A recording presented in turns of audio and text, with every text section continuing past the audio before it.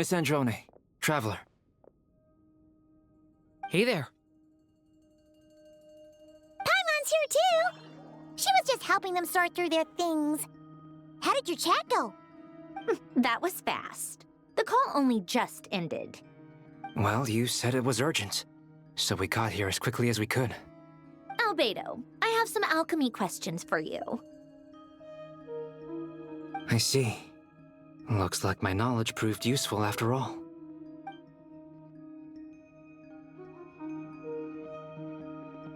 If I might ask, what is the end goal for the modified formula you'll be using? I needed to predict the future of the entire world.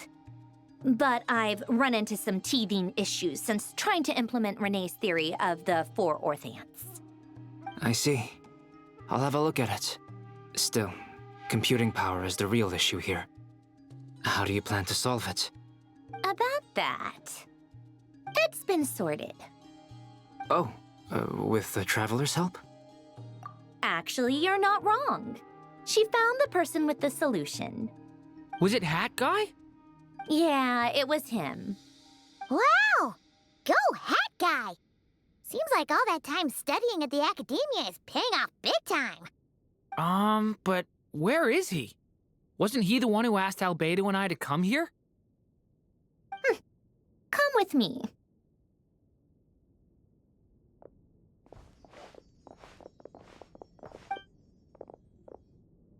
Hat Guy? What's happened to him?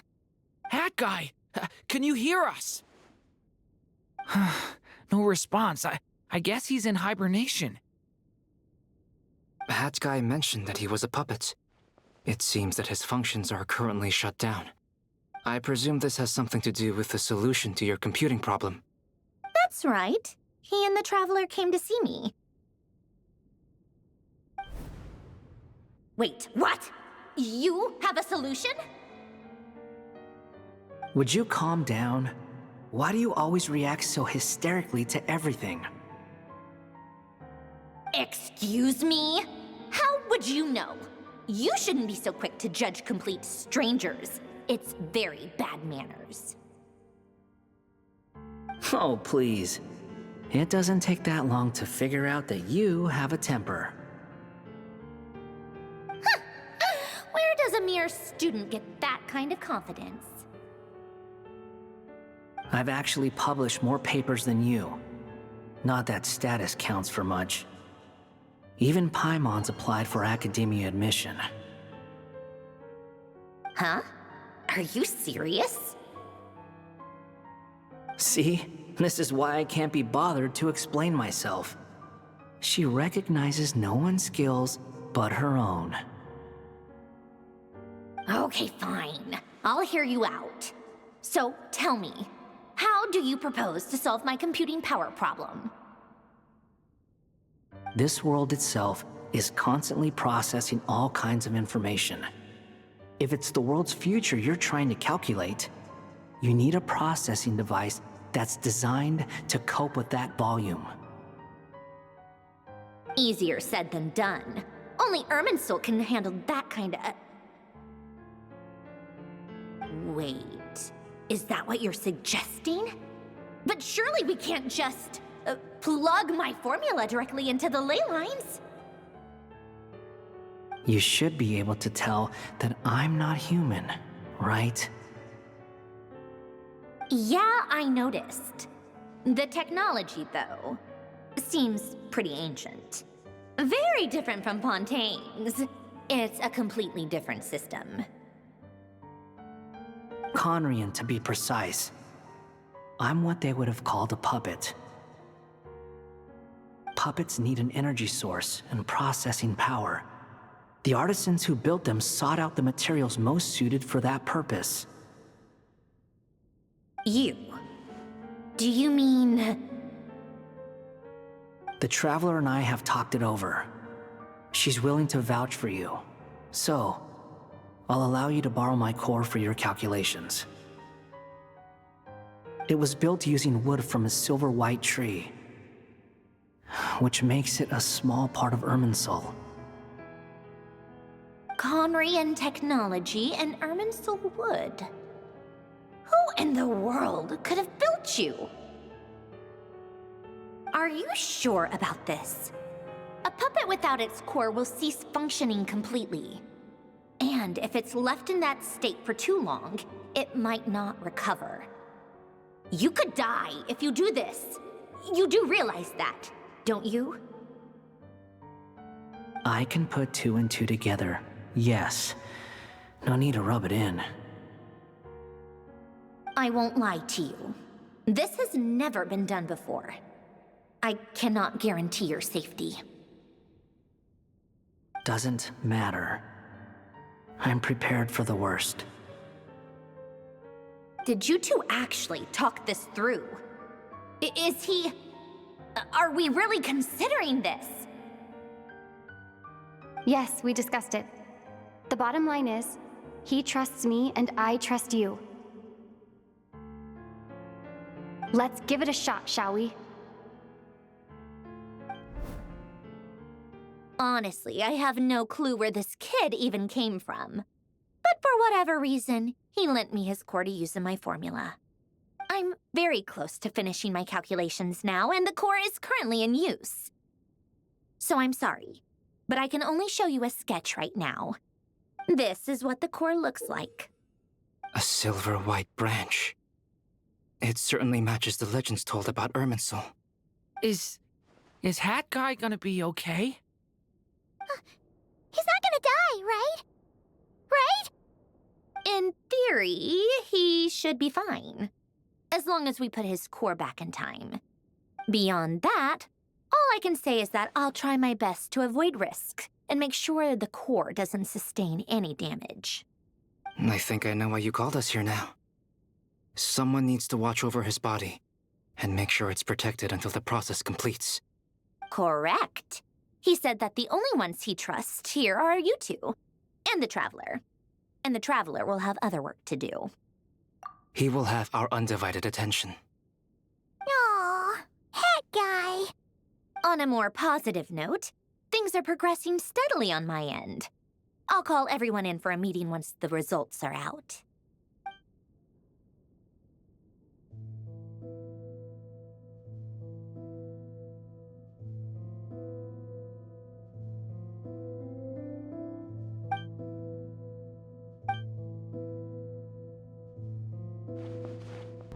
The worst-case scenario with the core removal is either a system reset or a total loss of function. But I'm not afraid. A quiet death should have been my fate long ago. A core is completely different from a heart. It's like another vital organ entirely. I never believed it could be a true replacement for what I sought. But in the end, it turns out the core was more useful to me. Pretty funny when you think about it. It's like the punchline of my entire life. Do you think there's any difference between a puppet and a human? If not, then this would just be another samsara. I have already experienced both a past life and a next life. Part of me wonders whether I'm only capable of making this decision because I've become a real human. What's with that expression? Isn't this a good thing? Sandrone will succeed, won't she? She has to. She will. We all have to persevere until this is over. That's right. And I'll protect you all until a moment of victory arrives.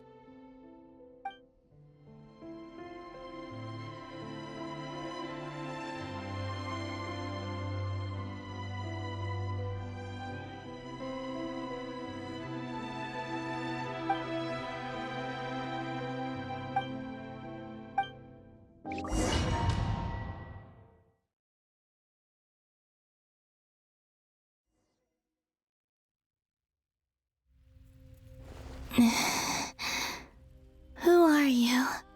Call me Sonnet. You have the same power as Canon. Sonnet. So, you're the goddess of the iridescent moon? Oh, goodness! You recognize me? Well then, what's your name? Columbina. Columbina Hyposelenia. Hyposelenia? What a lovely name. Did you choose it yourself? It was a joint effort between me and my friends. Friends? You mean your friends in the heavens? Huh? Oh, sorry. You must be exhausted. I apologize. Hang in there. Let me introduce you to my older sisters. Do you mean the other two moon goddesses? Arya and Canon? Wow, you sure know a lot. Hey, does that mean that our story goes on into the future? Oh, I guess that wasn't the best question to ask. It's alright. We were prepared for that possibility. You could say we were too prepared. I can't even remember how long my sisters and I have been here by this point. When did you get here? How long has it been? I can't say for sure, but it feels like it's been forever. I see.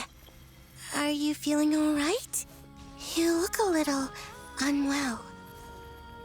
I can hold out a while longer.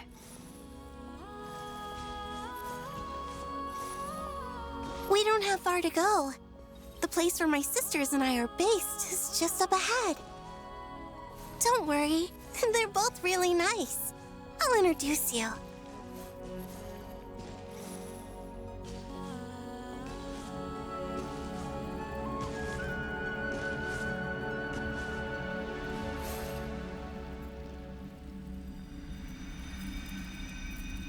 Sisters! I'm back! And look who I've brought with me.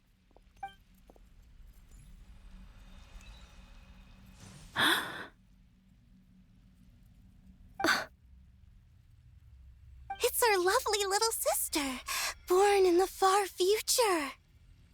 The pleasure is all mine.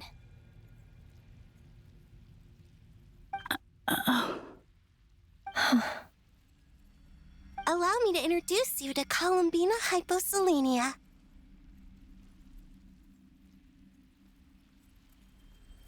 This is Arya, the goddess of the eternal moon.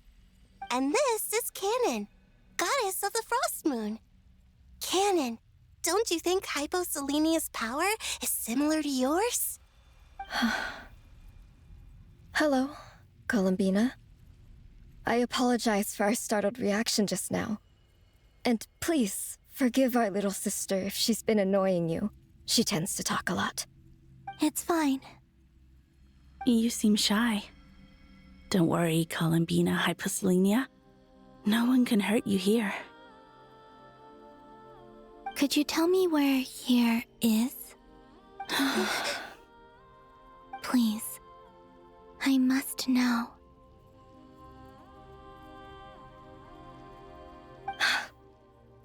My dear sister, this is where Tevat's original ruler, the Dragon King Nibelung, imprisoned the moon goddesses. What? You're scaring her, Canon. No, I'm fine. Please, continue. Nibelung, our original master, created us in the distant past to maintain Tevat. But he left this world and traveled into the dark universe beyond, to explore worlds vaster still. Day and night, we fulfilled our duty in the heavens, until the day that the first descender arrived. The great ruler of the firmament. The heavenly principles. Is that what later generations call them? I see. But we did not reject them at first, nor did they seem to harbor ill intent towards this world. We coexisted in peace. They were like a guest in our home. Slowly, however, We came to realize that our guest had a growing desire to change and dominate the world. And you didn't stop it? No.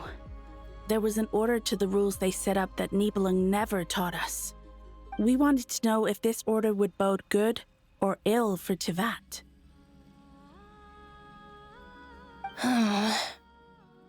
All right. Canon and I wanted to know. Sonnet was against it from the outset. Later, we discovered that this great ruler of the firmament bore an almost paranoid hostility toward the desire of certain life forms to seek power. Or perhaps they feared them. They would even cast down celestial nails as manifestations of their power, to punish the civilizations of the world below. Only this was far beyond mere punishment. Right. Their rules brought order, but the price people paid for merely testing the limits of those rules was far too great. I did everything in my power to help the punished escape catastrophe, but still, too many lives were lost. The ancestors of the Frost Moon Scions were some of the ones you helped. But just when we had decided to take countermeasures, the Dragon King, Nibelung, returned. And so began the War of Funerary Flame. So, that's the name the world gave that war in the future. Well, who won in the end? As far as I know, the Heavenly Principles won, although it came at a great cost. They remained in Tivat, where they continue to rule to this day. And the world's original master, the Dragon King Nibelung, was destroyed. And what of the moons? Are there still 3 moons in Tivat's skies? You can tell us the truth, Columbina. We know we are but remnants of a bygone age. We are prepared for the answer. Only the Frost Moon remains. But it has been cast beyond the false firmament by the Heavenly Principles. The eternal and iridescent moons were both shattered during the war. So death finally came for us in the end. Sonnet. But you're still here, aren't you? A moon goddess cannot live without her moon, Columbina. She's right. That's why I began to disappear. Because the Frost Moon is cut off by the false sky. How much worse it would have been if it were outright destroyed. Our souls may endure within this lunar palace, but if our moons are destroyed, then we shall disappear the moment we depart from it. I'm sorry. There's no need to apologize to us, dear sister. If anything, we owe the world an apology. If only we'd decided to act sooner, rather than arguing amongst ourselves. all the more reason not to spend this time in regret and repentance. Instead, we should focus our efforts on how we might help our future sister. Sorry? Don't you see, Columbina, your story is not yet over. Is that not why you are here?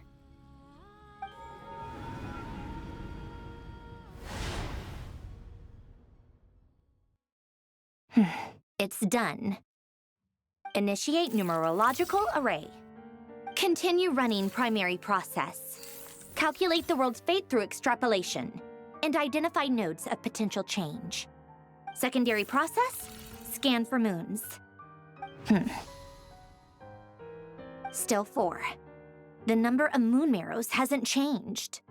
Wait, let me think. Is it possible that there's something I've been misunderstanding about the moons all along? Variables. Variables in the world. I know where potential variables within the world come from. So what about the moons? Are there any variables there? Like their life or death, for instance. What if being alive or dead makes no difference to a moon? But that's so strange. Even immortal gods can die. Why would the moons alone be... Wait! Wait! I've got it! I've got it! If alive or dead is considered a variable, we might have had this wrong the whole time. No one ever said that a moon marrow equals a living moon. We just made that assumption ourselves. Initiate secondary process. Scan again. This time filtering out interfering perimeter, moon marrow. I don't care if they're natural or artificial. Get them out of my search results! Why? It says 3 moons still exist in Teyvat, even after excluding the moon marrows.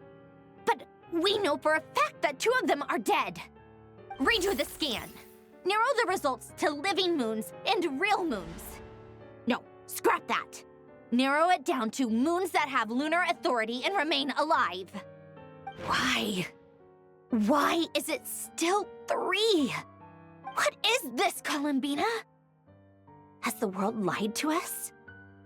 Or are you the one pulling the wool over our eyes?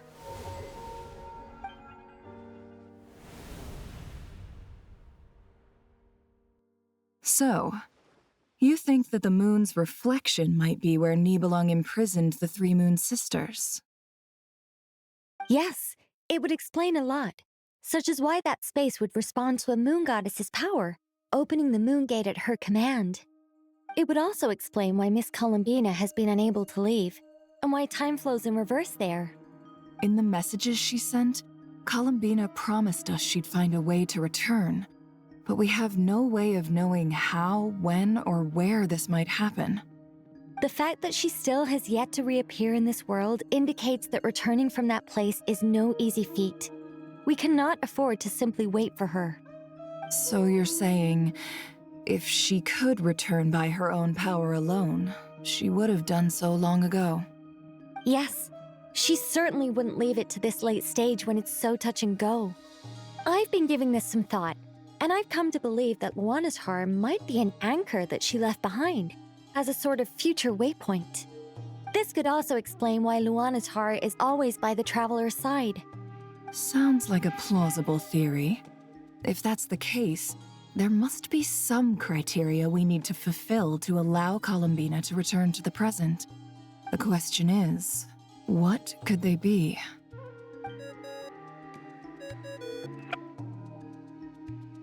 Hello?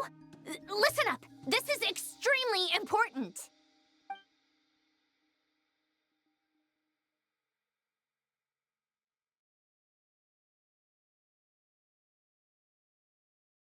Not only is Columbina alive, but she may well exist in a form unimaginable to us. I'm still unclear on the details, but she's done something truly inconceivable in the past.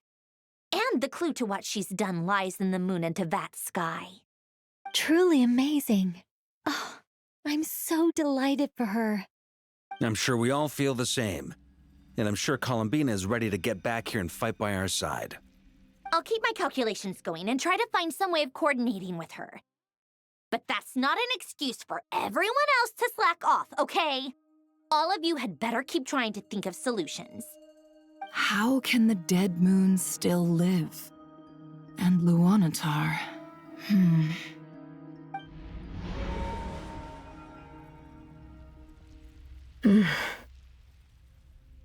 It's hard to believe that's what will happen in the distant future.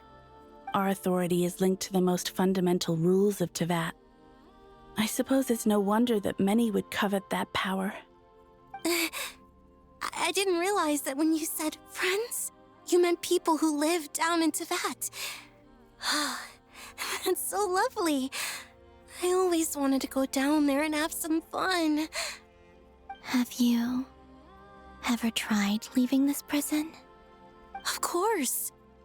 Between us, we've tried everything. But no matter where we go, this space will eventually bring us back here. It's like the center of a whirlpool. Everything ultimately converges here, at the moment when Nibelung imprisoned us. In that case, have you tried using any of those pathways that connect this space to the real world? Sorry? What are those? They're passages through which you can make small-scale changes to reality by using Kuvaki. Or am I the only one who can use those passages? Because part of my soul remains in reality. Kuvaki. What is that? You don't know? It's a unique kind of elemental energy found only in Nodcry, the land from which the moons arose. Oh. Well, it's true that the moons first rose up from the part of that you say is called Nodcry. But there is no difference in the elemental energy between there and anywhere else. What? Could you show us some of this Kuvaki hyposelenia? Maybe if we see it, it'll make more sense. Okay.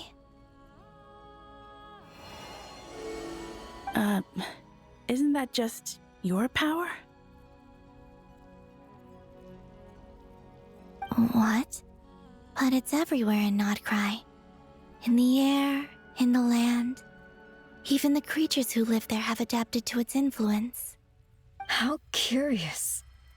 This Kuvaki certainly did not exist anywhere in the world before we were imprisoned. Let alone influence living creatures. So, how exactly does it affect them anyway? Can they float in the air like us? This is so strange. Why would their reality differ so much from mine? Columbina, you're looking for more than just a way out of here, aren't you? Yes. If I am to help my friends, I will need tri-lunar authority on par with that of our foe. You mean... you'll need our power? This sounds extremely risky. The three moons' powers are not mutually compatible. Concentrating them into one goddess will be a very painful process. And if anything goes wrong, it could tear you to pieces. I know. But I'm willing to take that risk. Even so, let's say we successfully transfer our authority to you. How will you take it outside this prison? Niblin constructed this realm specifically to prevent us from using our powers to interfere in his war. No moon goddess can leave this place alive. What if I don't leave alive?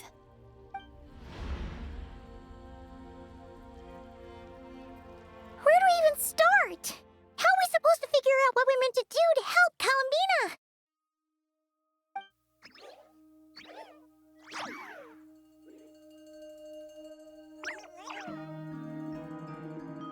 Columbina, what do you need from us? If she really got to the beginning of time in there, how do you think she'd leave us a message?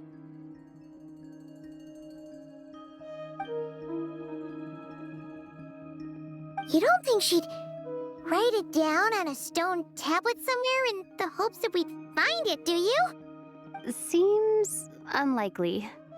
Columbina may not talk a lot, but she thinks deeply about issues like this. Let's review what we know. This is the Columbina who fought alongside us against the Reikir of Solnari, and with whom we celebrated Moon Prayer Night. She knows our personalities, our ways of doing things, even our unique strengths and abilities. So, if she wanted to tell us something from a long, long time ago, what would she do? Oh.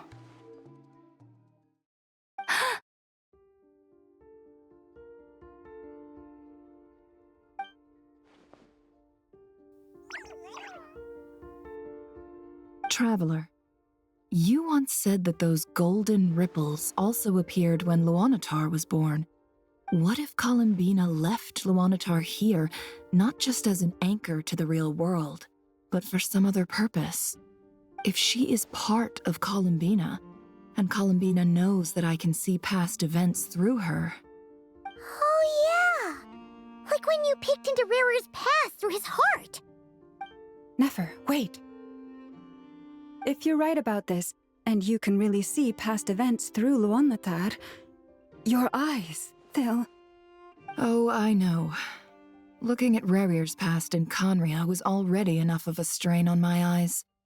Looking this far back into the past, it'll surely blind me. But it's our only chance. This is the only way. Boss. We spoke about this once, a long time ago. Do you remember what I said, Yehoda? The day I lose my sight, the Curatorium of Secrets will be yours to run. But... What's wrong? I'd be overjoyed if I were you. This day's come a lot earlier than either of us expected. I need to know you'll honor our agreement, Yehoda. Promise me. Yes, Boss Neff. I promise. Are you sure you don't want some time to think this through? What is there to think through? I should have gone blind after our battle with Rerir. Frankly, it's almost criminal that I got away with it for this long. Then at least let me take some precautions on your behalf. And if you really do lose your sight, I'll visit your office every day and make sure you're well looked after. Oh, please, anything but that. I was actually ready to go through with this. Are you trying to scare me into backing out? As if I could ever scare you. I'll assume you're just joking to calm your nerves. All right, enough chit-chat. Let's do this.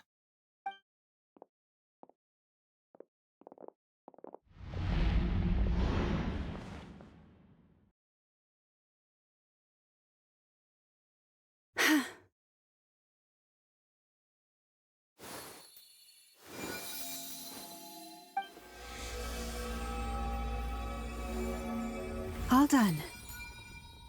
Good. Now give me some space.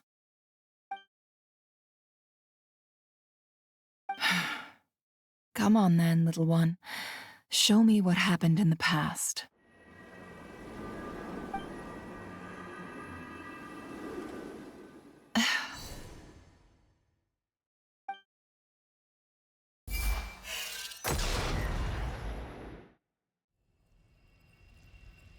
Between the Trilunar Authority, Kuvaki, and the sole-surviving moon, the Frost Moon, I think I might know how to get back. But I will need my sister's help. Time to go talk it over with them.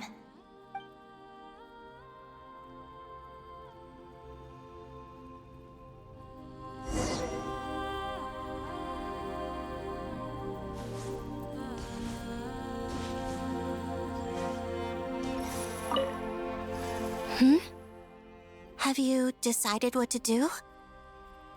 I hope it's not too dangerous. You really scared me when you said that thing about not leaving here alive.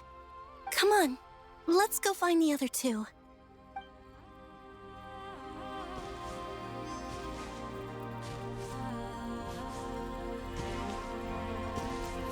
It seems you have reached a decision. I'm all ears. What do you propose?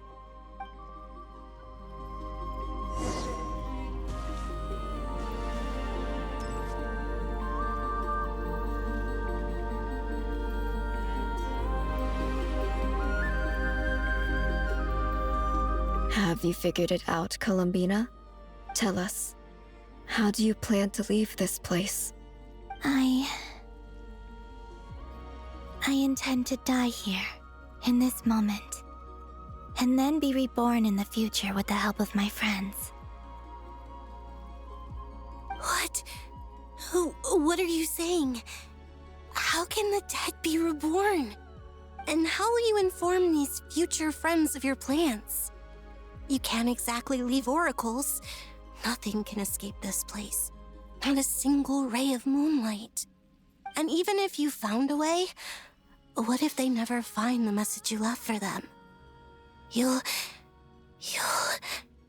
No, that won't happen. Come again? They will find my message.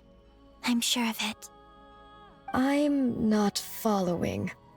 How exactly will you achieve this? It's quite simple, really. First, I will leave my soul here.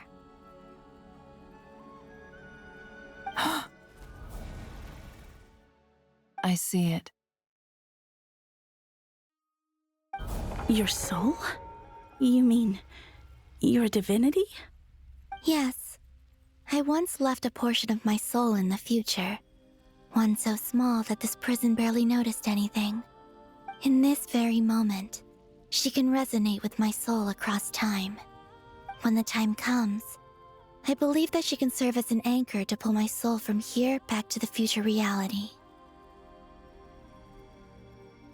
Just as gravity connects the world to the moon. Exactly. In the future, where I came from, the moon has been cast beyond the false sky, but I can still feel that it is there. In a similar way, I can feel a connection to the soul fragment I left behind even now. My friends can use it to detect my presence. But how do you just leave your soul here? Is that even possible? On my way here, I met an ordinary mortal who entered this place long before I did. Her body is long gone, but her soul remains. And before that, I encountered an old enemy whose entire soul survives here intact, while the power that once corrupted his body has faded away. So, perhaps this space is specifically designed to imprison divinity and authority, but not the physical body. Still, even if your body can escape, would it not just be a lifeless husk without the soul inside?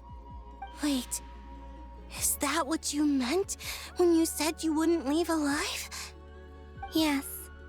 I shall turn my body into moonlight and pour it over Nodcry. That power shall protect the land and quietly blend into it, awaiting my soul's return in the future. However, I cannot do this on my strength alone. I would need your help to do this, so I'm humbly asking for your assistance. Oh, dear sister, you need not be so formal. As I said before, we are but remnants of a bygone age. You, on the other hand, were born alone in that distant future, and you have walked a long and lonesome road since then. How could I bear to let your story end here in this dungeon? Don't forget, we are your sisters, your family.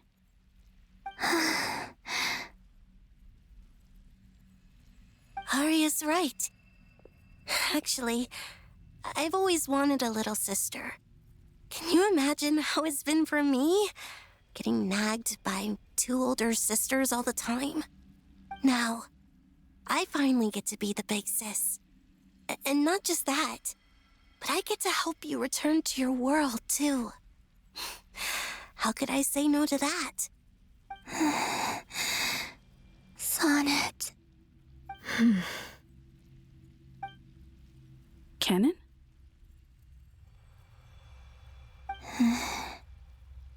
I'm sorry. I know this is a bold request. The Frost Moon is rightfully yours, and it remains intact. Oh, no, please, don't misunderstand me, Columbina. I was just thinking back on the years that the three of us once spent together. You cannot imagine how happy I am to hear of the future world you describe. The Frost Moon Scions, your lovely, kindly friends. For the three of us, whose purpose in life was to maintain the peace in Teyvat. It is a great relief to know that the people of this world live in such an abundant future. If your plan can save them and save Nodcry, I will gladly give you all that I can. Besides, the three of us have been together since the day we were born. I could never abandon them to live on alone without them. Canon. Still, I do have one question I would like to ask you before we proceed. Certainly. What is it? Why do you cover your eyes?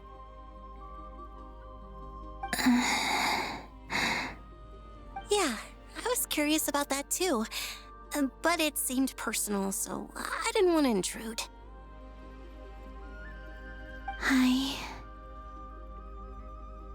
There was a time when I refused to look upon the world. I believed it was full of nothing but lies and falsehoods. I wished to hide my feelings, seal my heart, until I could return to my true home. I see. Perhaps that decision saved you from ever having to see the false sky again. But at the same time, you likely missed out on many true and precious things, like the smiles on your friends' faces. Promise me this, Columbina. When you return to the future, open your eyes, take a look at the world around you, and see your friends. I'm sure that you know this already, given that you long to return, but that is your true home. Give me your hand, Columbina. Aria, Sonnet, you too. Okay. All right.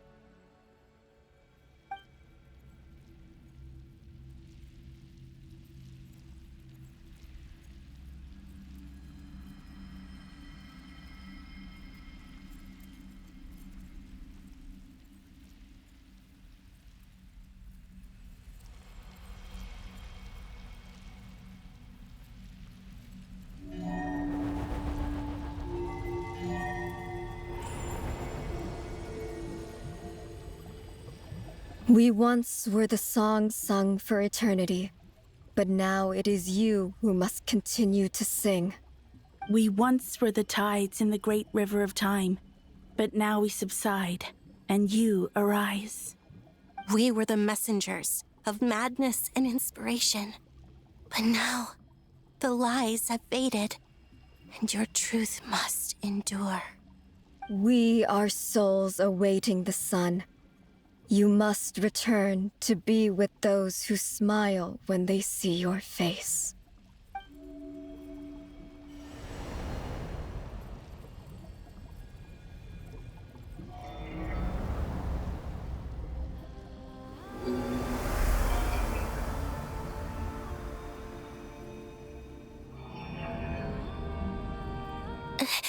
Is it done? Yes.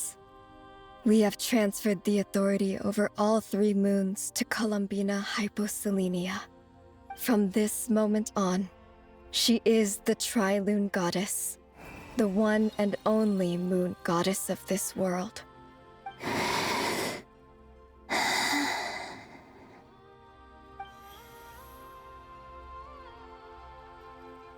Thank you. Thank you, my sisters. Now go, and do what you believe is right, Columbina Hyposelenia. Be aware that we cannot grant you the power of the 3 moons beyond these prison walls. The conflict that arose over their remains following our disappearance will still take place. I understand. Sisters, oh, my body. It feels... Now that we have given up our power and authority, our bodies are merely mortal shells. This prison is dissolving them as we speak. It's okay, Sonnet. The end must come for every god, just as it does for every human. That's all this is. The final destination of our lives. Canon and I will be by your side the whole way. We have one final request, Columbina. Could you use the 3 moons' power to send us back into the real world? Now that we have lost our powers, I doubt this space will seek to hold us further. It's just... we would like to spend our final moments together in the only place we ever called home. Of course. Gladly.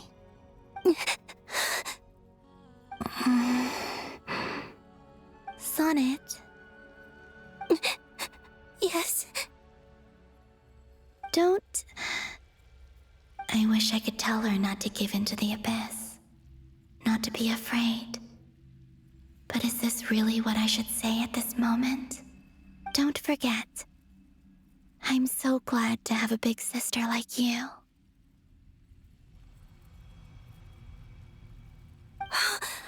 No, Hypo. Thank you. I'm okay. I'm not afraid. As long as my sisters are with me, I won't be afraid.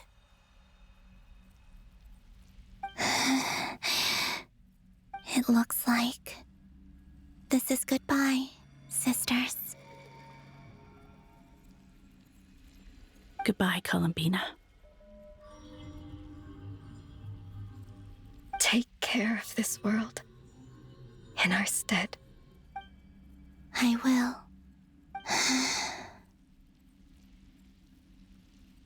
And now, it's time for me to bid farewell to my body, too. May it become the moonlight that keeps Nodcry company through the long years ahead. So this is why Nodcry was not always home to Kuvaki. It only appeared after I poured my body out upon this land, and only this land. Kuvaki responds to me because it is me, my body, answering the call of my soul. And the golden energy I've encountered on my way here was, in fact, that very soul, which I am about to leave here to guide me. O power Trilune, eternal moonlight. I, Columbina Hyposelenia, lay aside my body. Let it be cast into the dark night to illuminate the future. May it be a companion to all who dwell beneath the moon.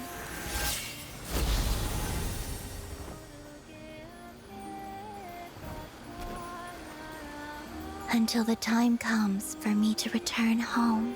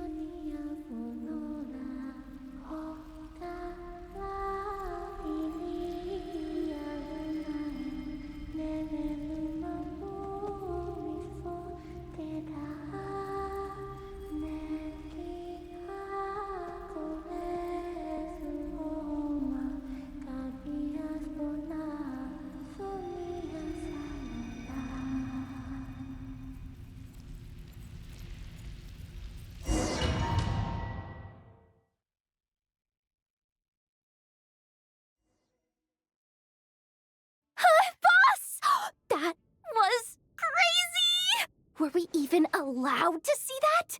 Is anyone? Can you still see? How many fingers am I holding up? I see 2 fingers, and a look of sheer terror on your face. Truly astounding, Miss Nefer. Your eyes have glimpsed the very ends of the world, and yet they remain as sharp as ever. Or is the credit for this miracle due to Miss Lauma? It seems that even time itself is no match for your medical skills. Surely you jest, Mr. Flins. I suspect we have Columbina to thank. She must have realized the immense toll that the ritual would take and purposely set aside some of her power in the past to protect Nefer's eyes when this moment arrived. There is always a great price to pay for witnessing the truth, but it seems that this time, Columbina has shouldered that burden on our behalf. She chose the perfect method of getting a message to us. Though her eyes were always shut, she was clearly so perceptive. She knows us well. She knew exactly how we would think and what we would try.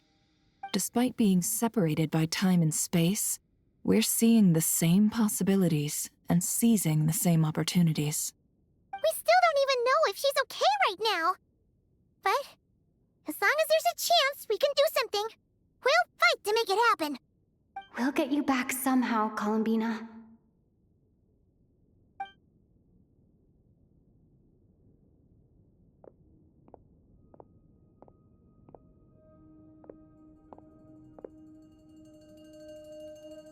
Well, based on the information we now have, let's figure out our next moves.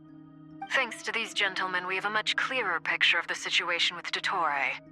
The civilian population has been moved to safety, so we no longer need to hold back. Miss Androne, how are the calculations going? So far, so good. I'll keep seeing how far I can push the system, though. Can't have Hatman being powered down for nothing. There's still a long road ahead. Where should we begin?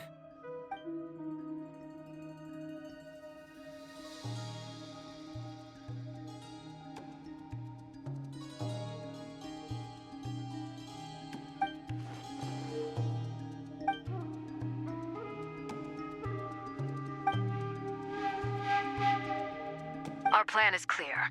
Time is short, so let's get moving. There's just never enough time, is there? Time is the bane of my existence. Ugh. Anyway, I'm gonna get back to work. All right, we'll do our part too. Yeah.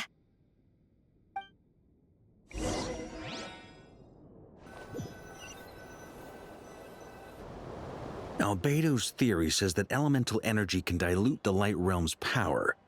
But I'm no expert in building elemental defenses. Sounds like something out of the advanced elemental theory section of the library. Whew.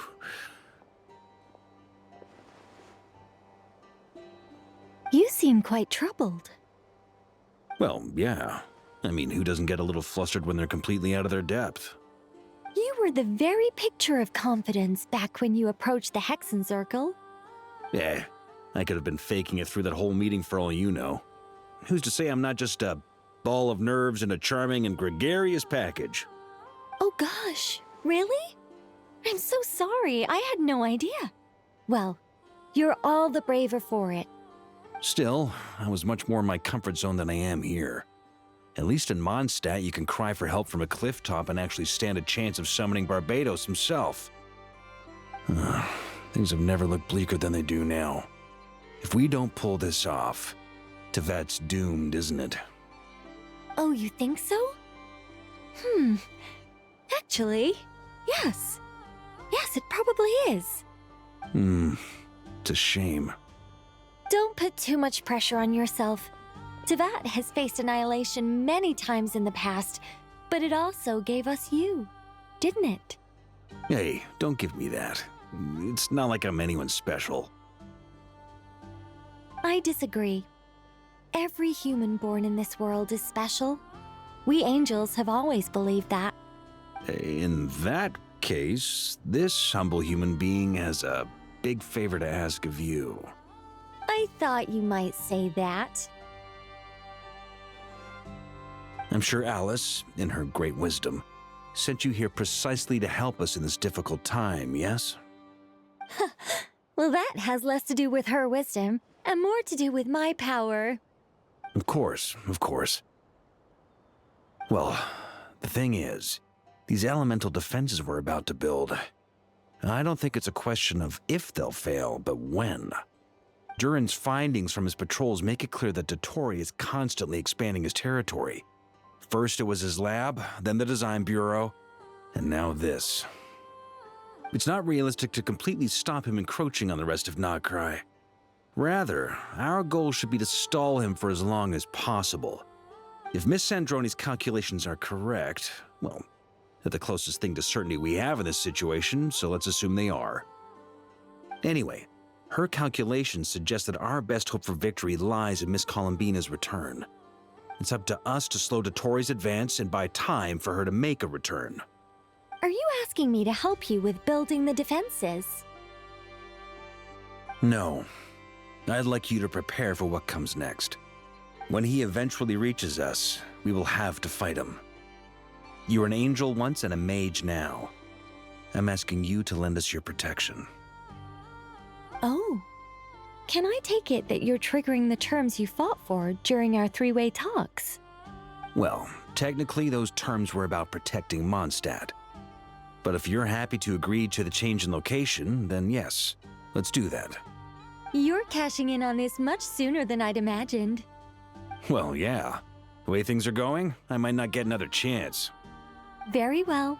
The mages have heard the knight's plea, and we will respond. To tell the truth, Alice and I had already discussed how we might help you all, so I didn't come empty-handed. I always like to be prepared.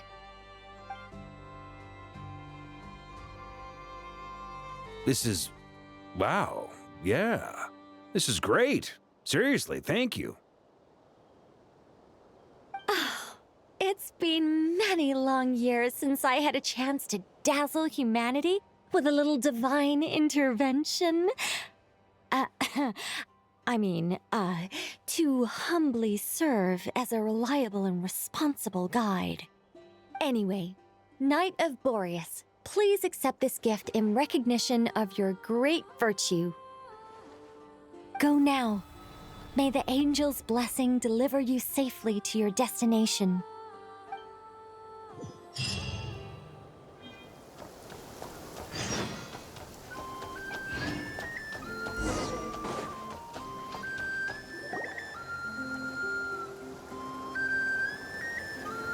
Ah, you're here.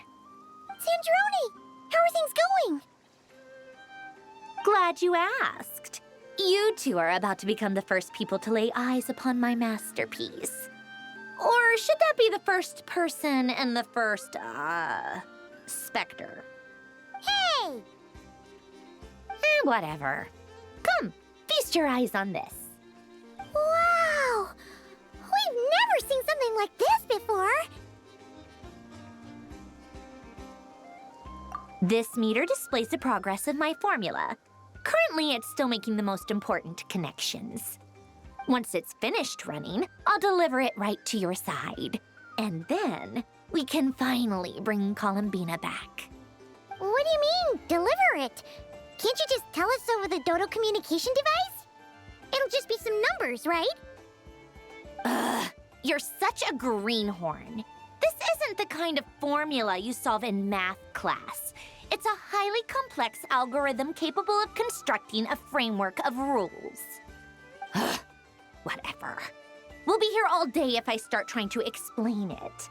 All you need to know is the formula must be completed before we can bring Columbina back.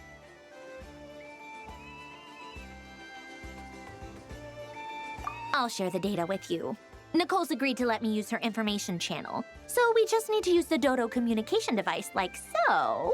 And... there. Now you can check in on my progress. Wow! Look at that! You're amazing, Sandroni! About time you recognized my genius. Took you long enough. Anyway, that's all for me. You should check on the others if you have time. Make sure we don't have any weak links in the chain.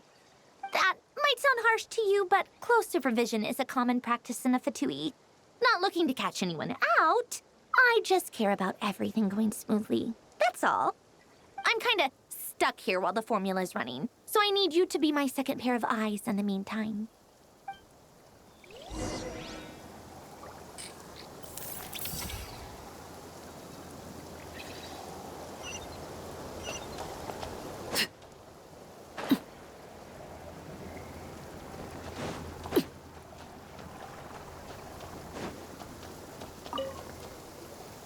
Traveler, Paimon, a pleasure to see you both. Flans! How's everything coming along? Fairly well, if I do say so myself. Personally, I am ready to confront Dottore head-on. Ooh, you sound much more serious than usual. To be honest, I am not usually fond of exercising my full strength. For one thing, it's hardly conducive to maintaining a low profile. Besides, I believe one should have the right to choose when to show their hand. I am conserving my strength until the moment of battle is upon us. Anything to boost our chances of victory. Seeing you get into the zone like this really puts Paimon at ease. Huh, Traveler? I consider it an honor to have your trust. Rest well. I look forward to seeing you both in your element during the battle.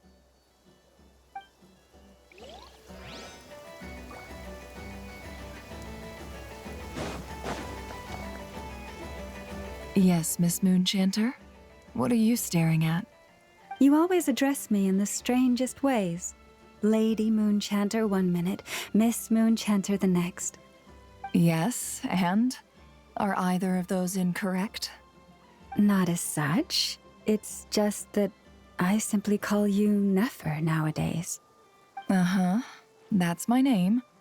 What's your point? The point is I don't add any honorifics or titles. Meaning what?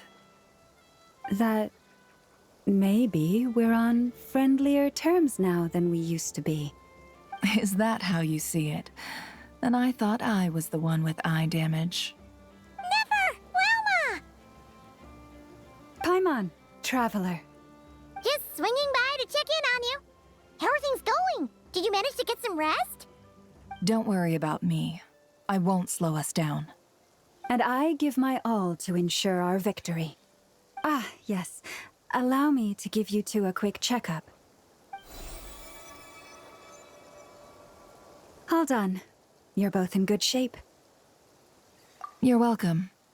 You'll have your work cut out for you in this battle against Dottore, so make sure to get some rest in first. Paimon will keep an eye on her. Don't you worry. I'm glad to hear it. Take good care of yourself, too, Paimon. Sure thing!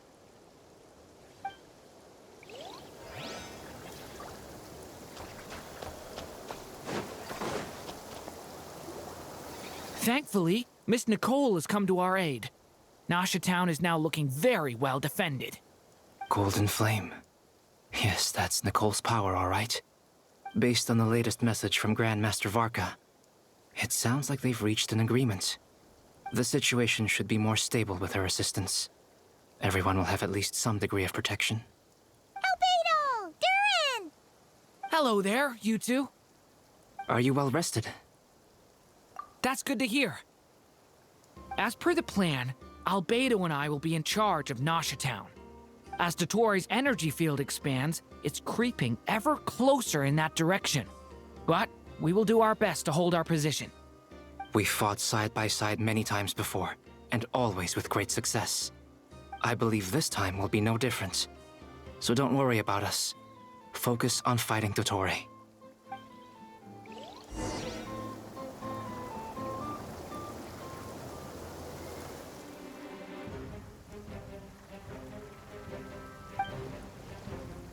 Here they come. That's quite a horde. As we expected. Get ready, everyone. Take your positions and prepare to engage. Let's begin. I'm at the ready.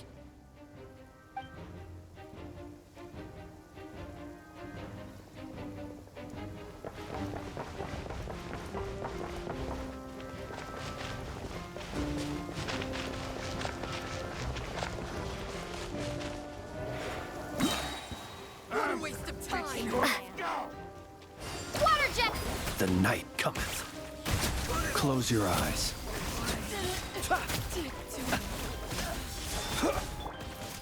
Wipe out!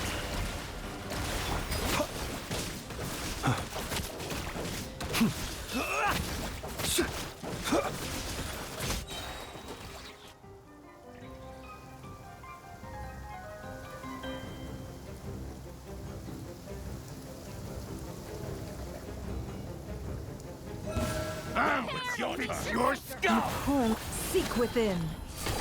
No, these creatures cannot stand against us. Oh, fighting talk. Just don't let your guard down. That goes without saying. I'm hardly the risk taker in this group.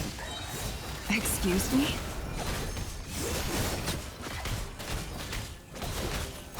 The deception ends here. Yeah.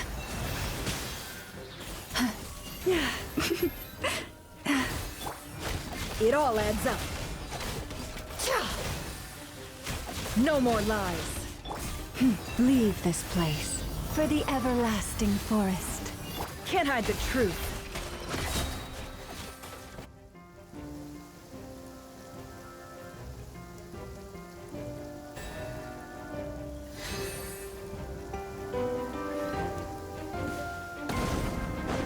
Burst forth!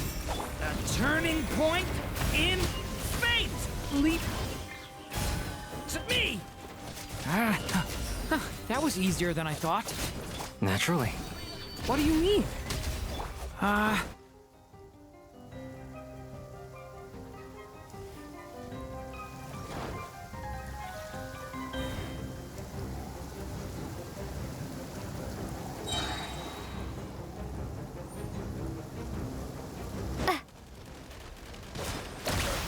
away! With one heart, we pray. The mystery unravels. No more lies. It all adds up. Be silent. Beware the creatures of the night. Close your eyes. People have always used fire to drive away wild beasts. Wouldn't a lantern work just as well? You read my mind, my dear friend. I was just about to say that. All right then, dear friend. Bring the light. Close your eyes. Be silent.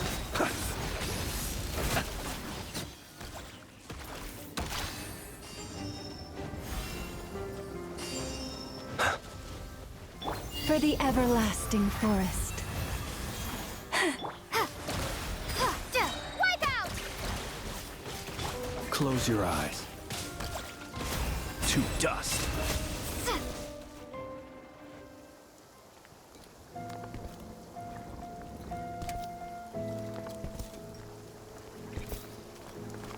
You're looking well. I trust you've had a good couple of days. Dottore. It's actually a good thing, in my view. If the subjects of my experiment were to die prematurely, it would throw quite a wrench in the works. And so, I must thank you all for your resilience. We are no longer on the same level, but you are nonetheless worthy of my respect. A creator god should be merciful and gracious after all. And in any case, it is only right that before I end your lives, the world is informed of the arrival of their new god.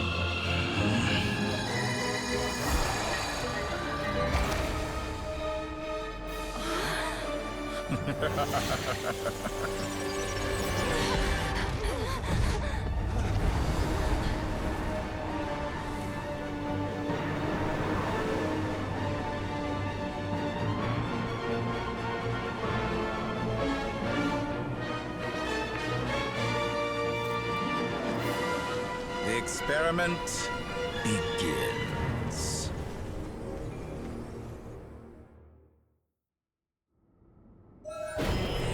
With the marrow of the 3 moons in my hand, behold the false moons fall!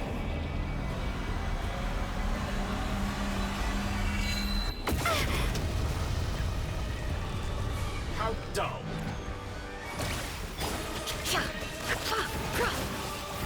You cannot face me! Be silent. Found! No more lies. It all adds up.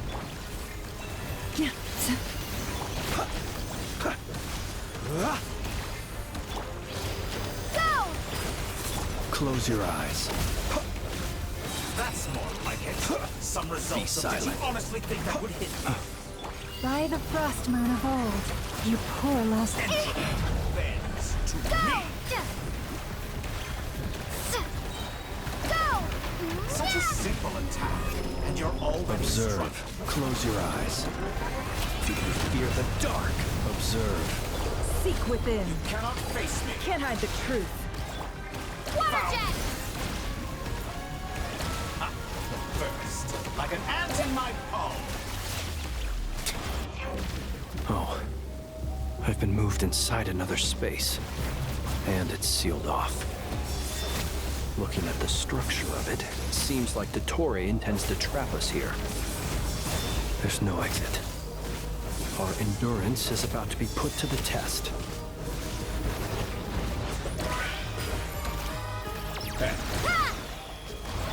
No more lies. Leave this place.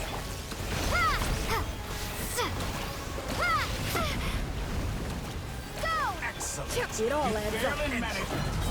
Wipe out! The deception ends here. No more lies. For the everlasting forest, you poor lost lamb. Go! Can't hide the truth. No more lies. Cannot face me. Found. By the frost moon of old, With the marrow of the three moons in my hand, behold the false.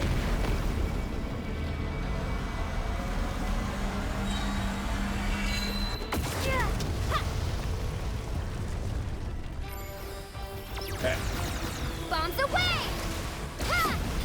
Seek within. It all adds up. Tell me, No more where will lies. you try scurrying off to next? looks like Dottore has opted for a divide and conquer strategy. But we will not allow him to triumph. Now, I shall pray for our victory.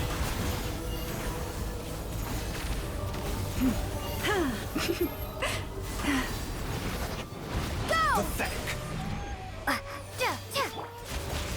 It all adds up. No more lies. It all adds up. Go! No more lies. The deception ends here. Water jet! How farcical. Reverse. Go! The mystery Did you unravels. honestly think that would hit me? Water jet! Wipe out! Can't hide the truth. No more lies. Water jet! It all adds up.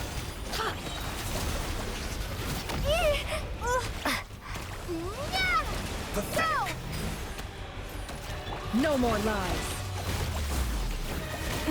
Shameless. Water jet! Go! The deception ends here. It all adds up. Against me. What's this supposed to be? A knockoff version of the space Columbina got trapped in? There really is no way out. We'll see about that, Dottore. It all adds up. Water! My apologies. I had not intended to take your teammates from you. But you have a choice in the matter. Obey, and I can release them. An excellent deal, if you ask me.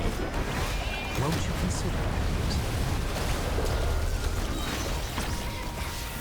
Bombs away!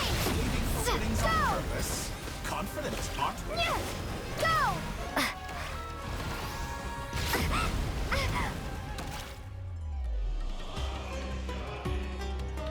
I'm aware you've been working on some little tricks to surprise me with, but it appears that none of them have come to fruition. My guess would be that you're trying to bring Columbina back. But then, where is Sandrone? Or are you trying to buy time for her? I always found their friendship to be a curious phenomenon. Two highly incongruent personalities, and yet they share a deep connection.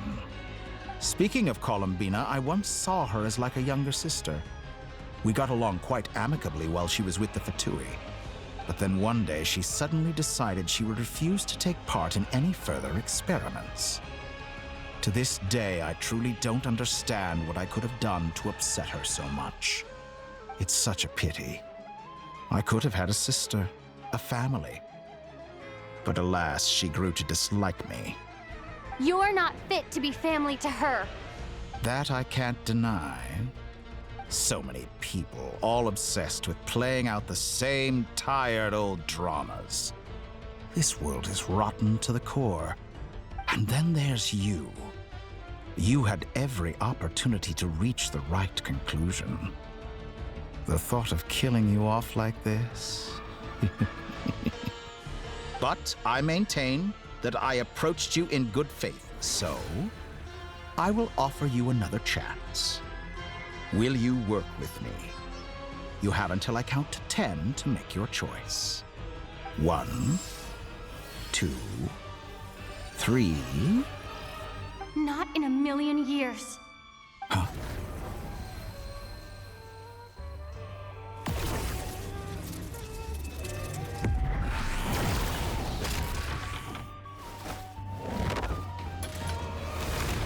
Sandrone, what a pleasant surprise. I didn't think you'd join us all the way up here. You're as sick and twisted as ever. Don't fool yourself into thinking anyone's grateful for the chances you're offering them. Sandrone, the formula hasn't finished running yet. Funnily enough, I was just discussing a collaboration opportunity with the Traveler, and then I see you, who I must say is a good example of an opportunity gone to waste. Gone to waste? I said that everyone would get one chance, and you've used yours to march right back into the lion's den. So yes, it's an utterly wasted opportunity. And what makes you think I believe a word that comes out of your mouth? I was planning on disposing of your little formula after wrapping up more urgent business here. But since you've taken the trouble of serving it to me on a silver platter, I can simply bring it forward in the schedule.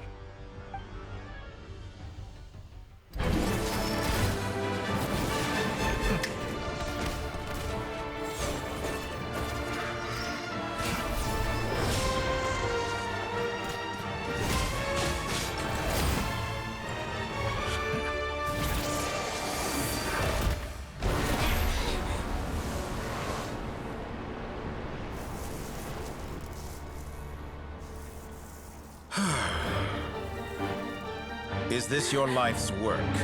This piece of trash?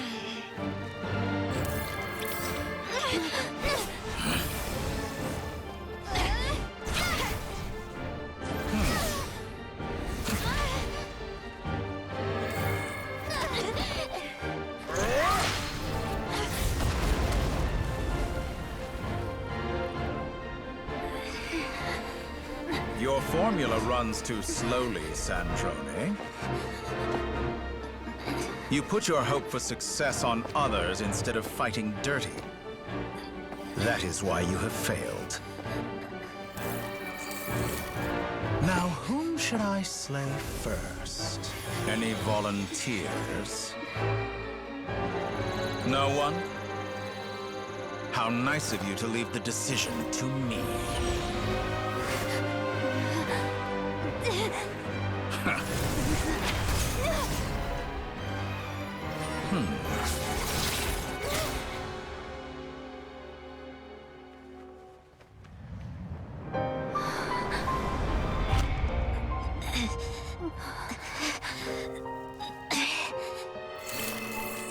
Oh, how unexpected.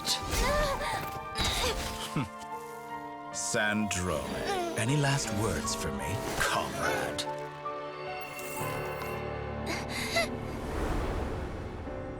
Is there anything you wish for? Not really. But I've always known what I don't want. Go to hell, Dottore.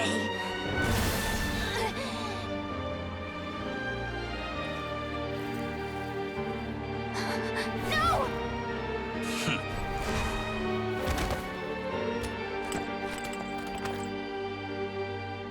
And now, you have failed.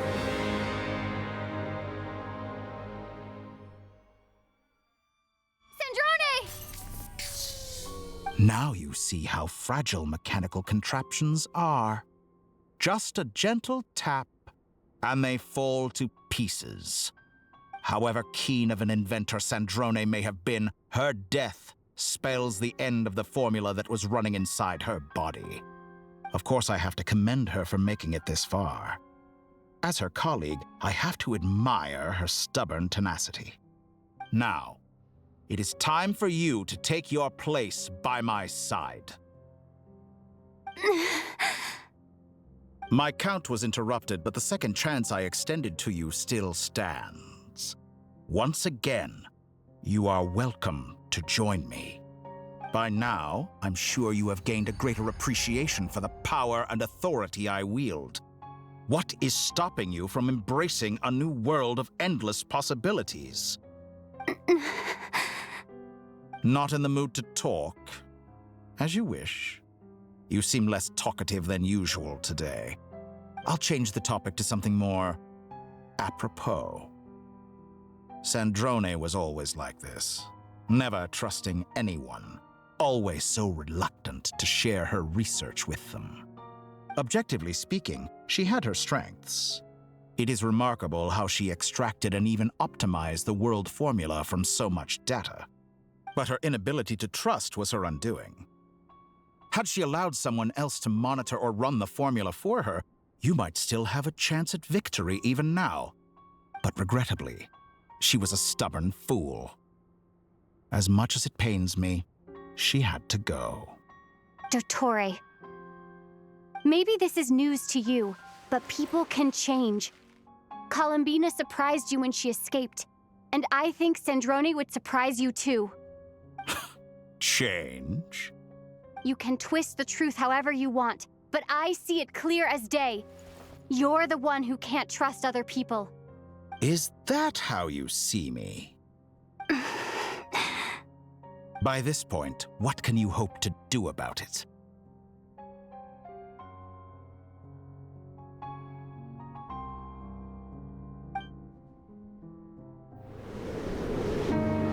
It is pointless to fight on. You've already lost.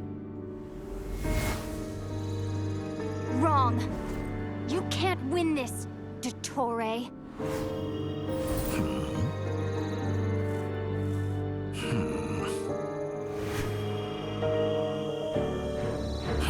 What?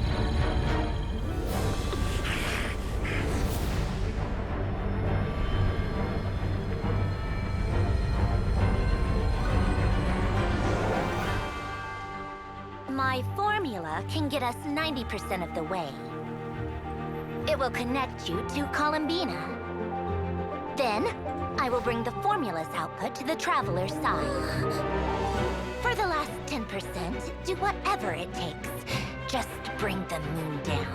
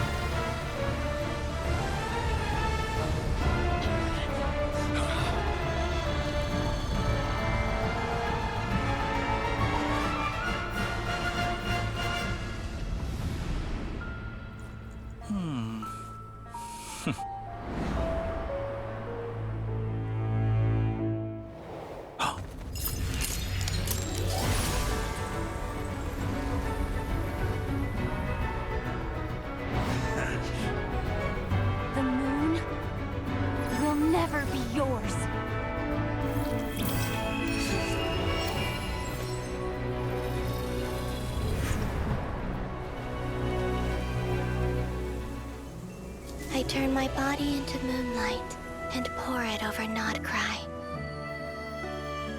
My soul, I leave here to inform my future friends. Lastly, I will hide the Trilune Authority within the Frost Moon.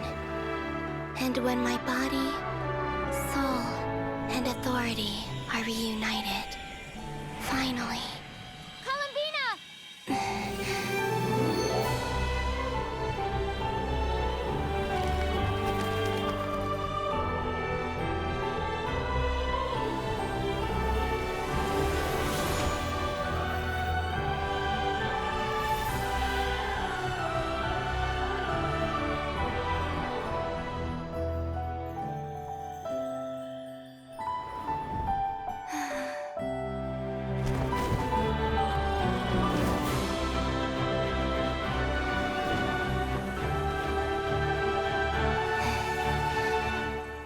It's been too long. I'm back.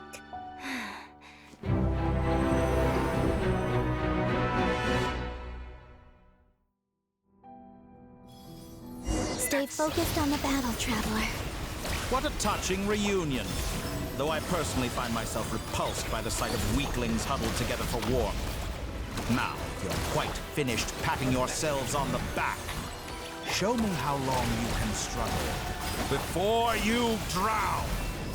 Watch out, Columbina! He can manipulate space itself! I know. Wait for the right moment. We'll strike together. I'm still collecting downfall!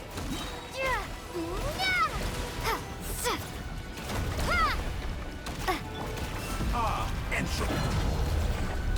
Surge! Go! Go! Countdown!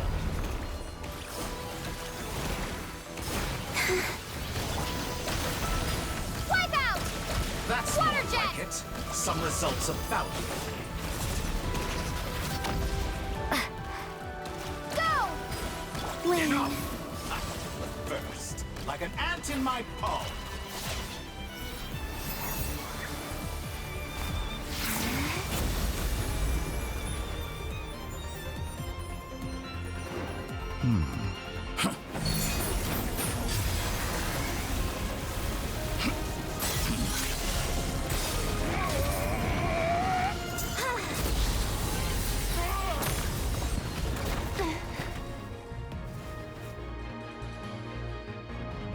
I grant you the new moon's blessing. The new moon shines upon you. I am growing weak. It's over, Dottore!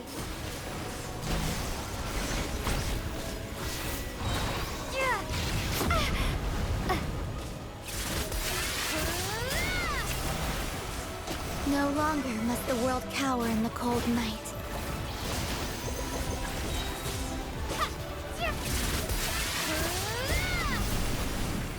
Let the moonlight dispel the darkness.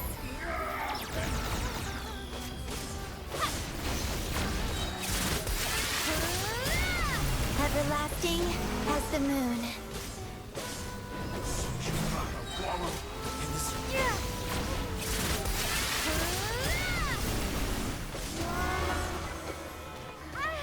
Only I shape the new world. Only I.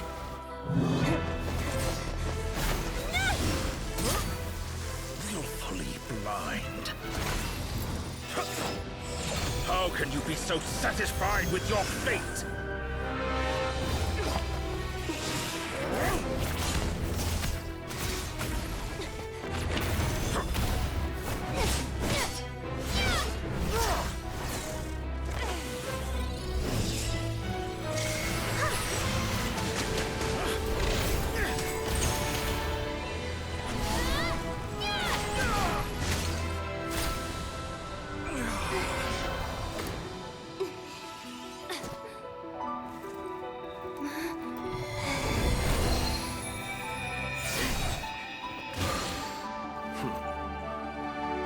This battle was never about fate.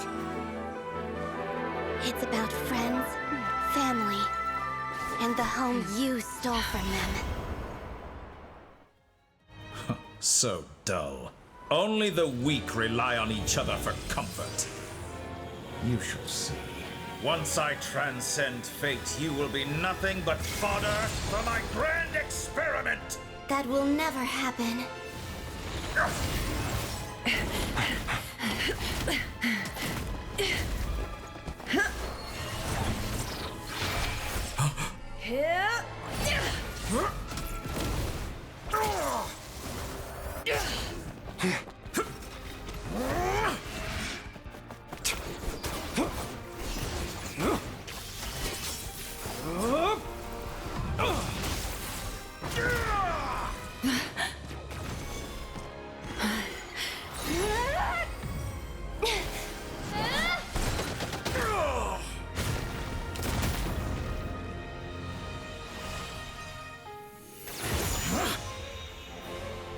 Today, the moon lights up this world once more!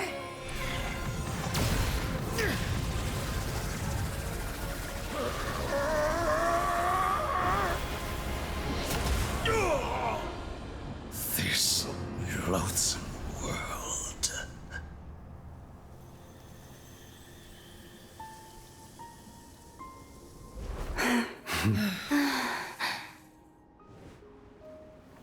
No, this world is our home.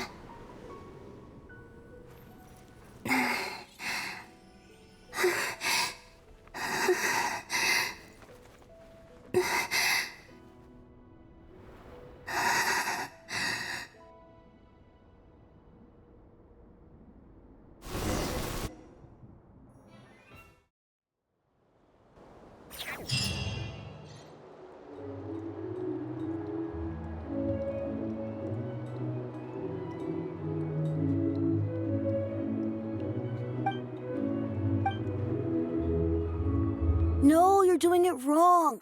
The moon looks like this now. What are you drawing, children? The new moon, Mom. It looks different than before, doesn't it? Also, can I go buy a sugar sculpture today? Please? Just one? All right. I suppose today is a special day after all. Almost like a festival. Extra, extra! Get the latest Nasha Express here! Post-disaster report! Nasha Town reborn beneath a new moon! The voyage begins today! The future looks bright thanks to the League. Want a copy? I knew things would be different, but I didn't think that would include the moon. They say a new moon goddess has been born. A new moon goddess? Who's saying that? The Frost Moon Scions? I guess so. I'm not too clued up on the details. As far as I'm concerned, the moon's still in the sky and it's business as usual. Hey, since we've come all this way, shall we grab ourselves a free meal while we're here? Are you a convert now? Or are you just here for the free lunch? Oh, come on. What does it matter? After everything we've all just been through? That smells good. All right, that's it. I'm hungry. Time to eat. Come on! We gotta get there early, or there won't be any good spots left!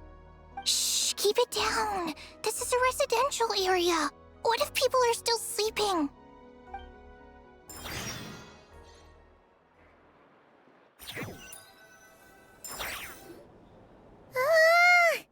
Why is it so noisy outside?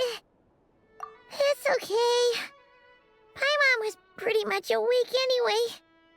It's been so long since we last had a chance to relax, huh? Feels like time is moving slower than usual. What about you? Did you rest well?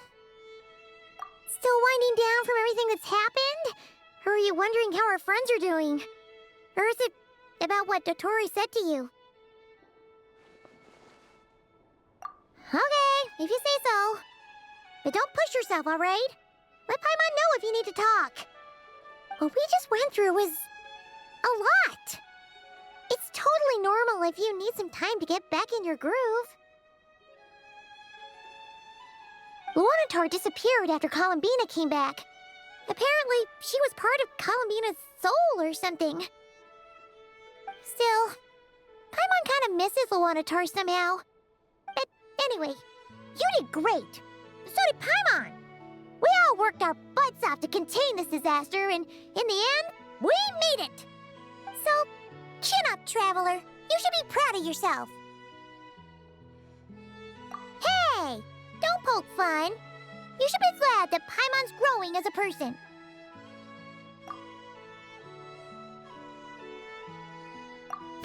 Paimon didn't think you'd mention it.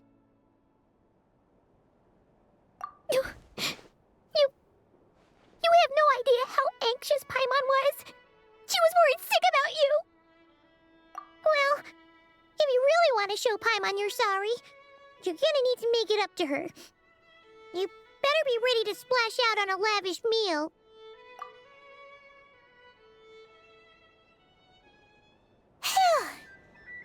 Okay. Paimon's full now. Huh? Oh, well... Hey there, Traveler and Paimon! Good morning! Morning, Yehuda! Here for some breakfast? Oh, I've already eaten. Just need some water. I was mostly worried you might forget what day it was today. So, I came over to remind you. Careful there, Paimon. Too much food will make you drowsy. Don't let anyone catch you hiding at the back and nodding off during the League meeting.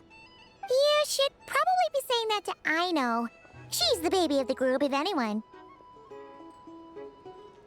True. You know, I'm surprised that all these competing groups are actually coming together to try to solve things together. Definitely a first for Nodcry.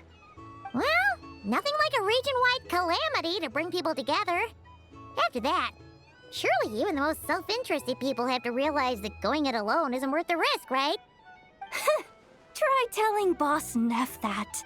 She's not exactly convinced that people are gonna get with the program. Really? But if she's so pessimistic about it, why'd she agree to be the Curatorium's representative in the League? Probably 'cause even though unity sounds like a pretty far-fetched idea, the benefits it would bring make it worth a shot. I think things will work out, though. I swear, Nodcry feels like one big family now with everything that's happened. More than it used to, anyway. Paimon's with you on that one.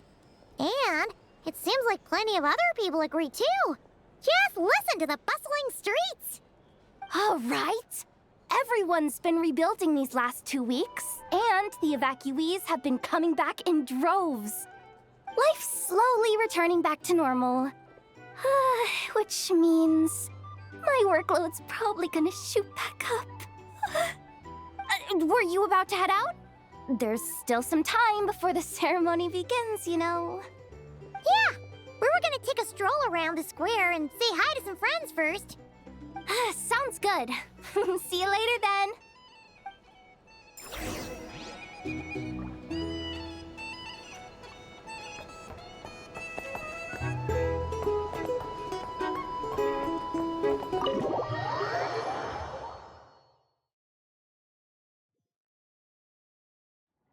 Please accept today's boon. Have a nice day. Are Paimon's eyes deceiving her? Or is that Inefa handing out food for the Frost Moon Scions? Hello there. Would you like a feast of the moon, along with some snacks of the day? So, what's new, Inefa? It was only a few days ago when we last saw you, but it looks like you've joined the Frost Moon Scions in that time. And Aino, too? What are you talking about, Paimon? We're just here to help. Duh. In the wake of the disaster, it's all hands on deck. We responded to Lama's request for support. At times like these, the smallest good deed can inspire others and help them through the hard days ahead. And we're using eggs and heating tubes to make that a reality, in true Krumkake Craft Shop style! Inefa! Did you hear that? The Traveler said I did good. The Traveler! That's because it's true, I know. Proposal. If you can resist eating today's dessert, I will provide you with compliments, too. No way! Well, that proposal got shot down quickly. I need something to get me through the hard times too, you know. Mom! Yes, dear. Go right ahead. Excuse me. Could I take a photo with the robot lady? She helped us get safely out of Notcry, and she helped us get back home too. She's the best. Of course she is! And since I'm the whiz kid who built her, that makes me even better than best, right? But you stole my snacks, though.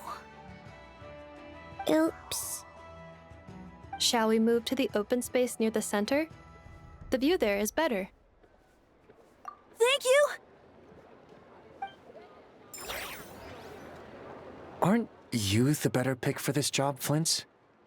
You underestimate yourself yet again, Master Ilua. Not at all. I rarely come by Nasha Town. I don't know any of the big shots here. All in good time. Socializing is a step-by-step journey.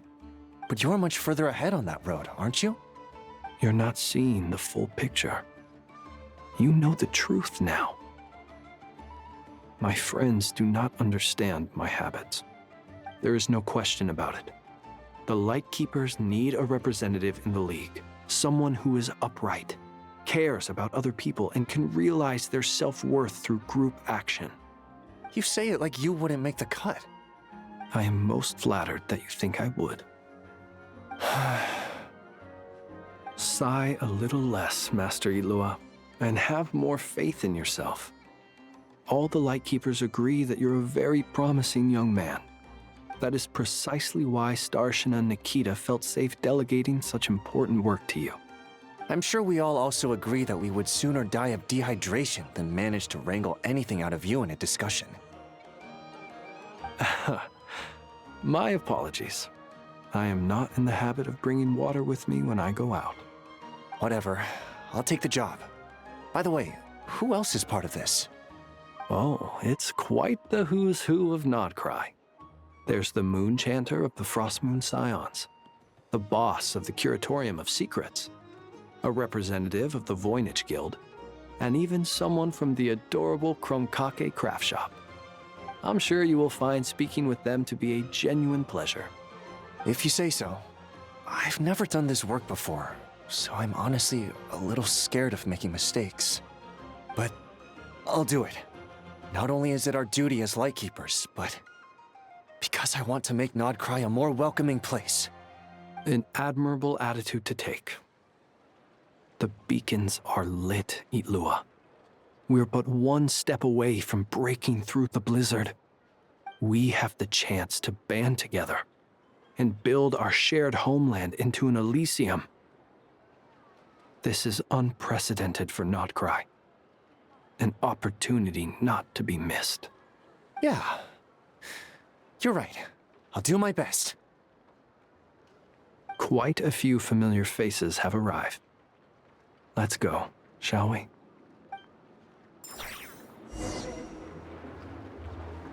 Sorry, I've got to watch this conveyor belt. Can't afford any distractions.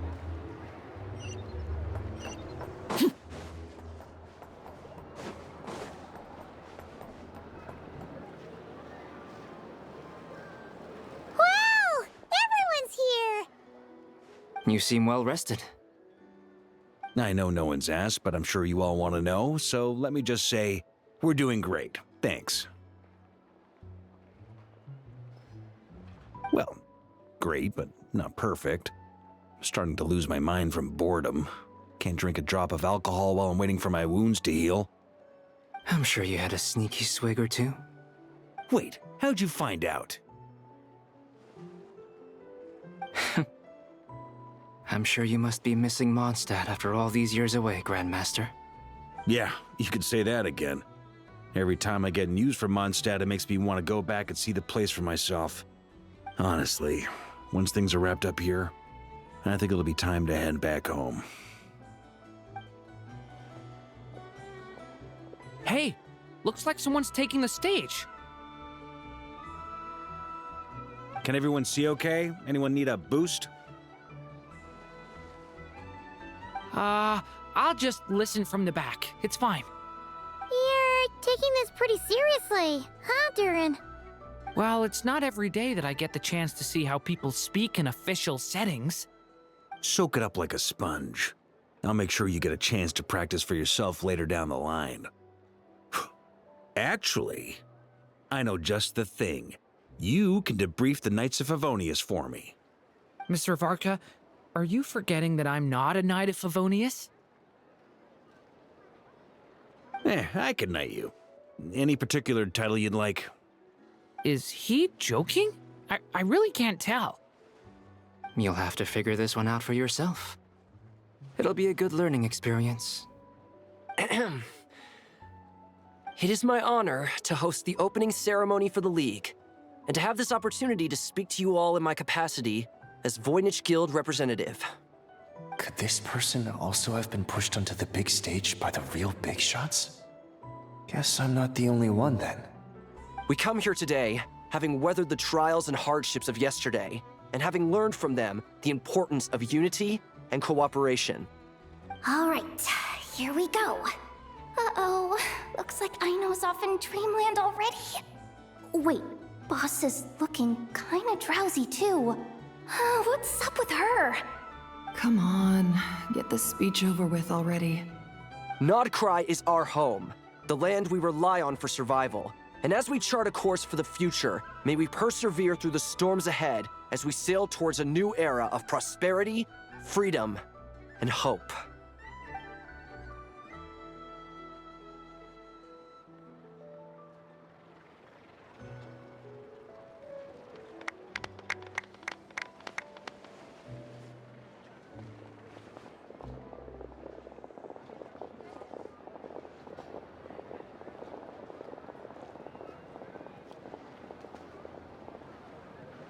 Looks like we'll have more opportunities to travel in the future. I'm sure you'll cope, Lady Moonchanter, given how fleet of foot you are. Unfortunately, I suspect I'll be too busy at the Curatorium to act as your host. We have a busy schedule, not to mention an international network of contacts to manage. It'll be all right. I'll just check your schedule with Yehoda well in advance. And if she's not available, I can simply ask Ashru. You... So giving my employees extra workload isn't enough for you? You're really going to drag my cat into this too? I thought you'd approve. Aren't you forever increasing your employees' workloads? That's a bold statement. Are all the Frost Moon Scions feeling more audacious now that your moon goddess has returned? Columbina's return has brought joy to all who care about her. That includes both you and me. As for the Frost Moon Scions, we are learning how to thrive independently, without relying on the moon goddess. It is up to us to make our home a more livable place. Joining the League is one of the steps we are trying towards that end. I like the word try. It's nice and non-committal. You can opt out at any time and still say you tried. You don't see a bright future for the Frost Moon Scions? Or did you mean the League? I'm just not as optimistic as you. The Frost Moon Scions should count themselves lucky that they have a leader as stubborn and enterprising as you. But Nodcry's a big place, with all kinds of people. Most of them don't enjoy answering to a leader, or even listening to reason. Well, that's where you and your methods come in. Unless the Curatorium of Secrets is only here for appearances. For now, yes. And that won't change until this venture becomes worth my while. What would make it worth your while? Getting out more than I put in. Right now, I'd barely break even, but I'll grant that it's a good start for Nodcry. Then maybe it's worth a try. All right, you can stop now. Or do I have to join the Frostmoon Scions before you'll get off my back? You'd be very welcome to join us. Hey, you two! Congrats on all your hard work! What are you chatting about? Nefer was trying to dissuade me from adding to her employees' workload. Also, she's considering joining the Frostmoon Scions. Sorry, what? Your conversations are always the most interesting. Would you two care to join me for some tea before heading to your next destination?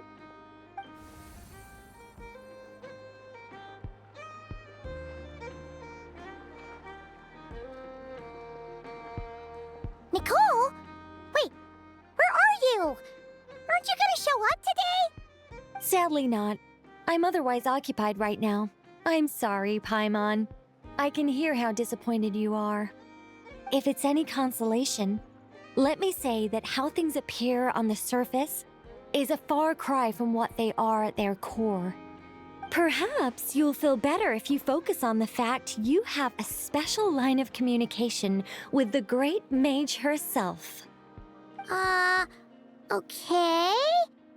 Has something happened? No, or not yet, anyway. Well, that's not ominous at all. Not for the time being. Just think of this as a general check-in to make sure this communication system is still running smoothly. Besides, it's good to chat once in a while if we want to maintain our friendship. You could've just said so. Paimon got all worked up for nothing. Still, the best friendships are built through face-to-face interaction, you know. It's never gonna stop being weird having tea with you when you're not there and just talking to thin air. All right, fair point. I'll bear that in mind for next time. Yeah. Any update on that crisis at the world's borders? Alice just informed me that they had their work cut out for them. And now everyone's thoroughly exhausted. But they did finally get things back under control. Still, we can't let our guard down yet. The disruption caused by this disaster has made Teyvat easier to detect from the outside universe. She plans to wait for things to stabilize, then reschedule her Mondstadt vacation plans.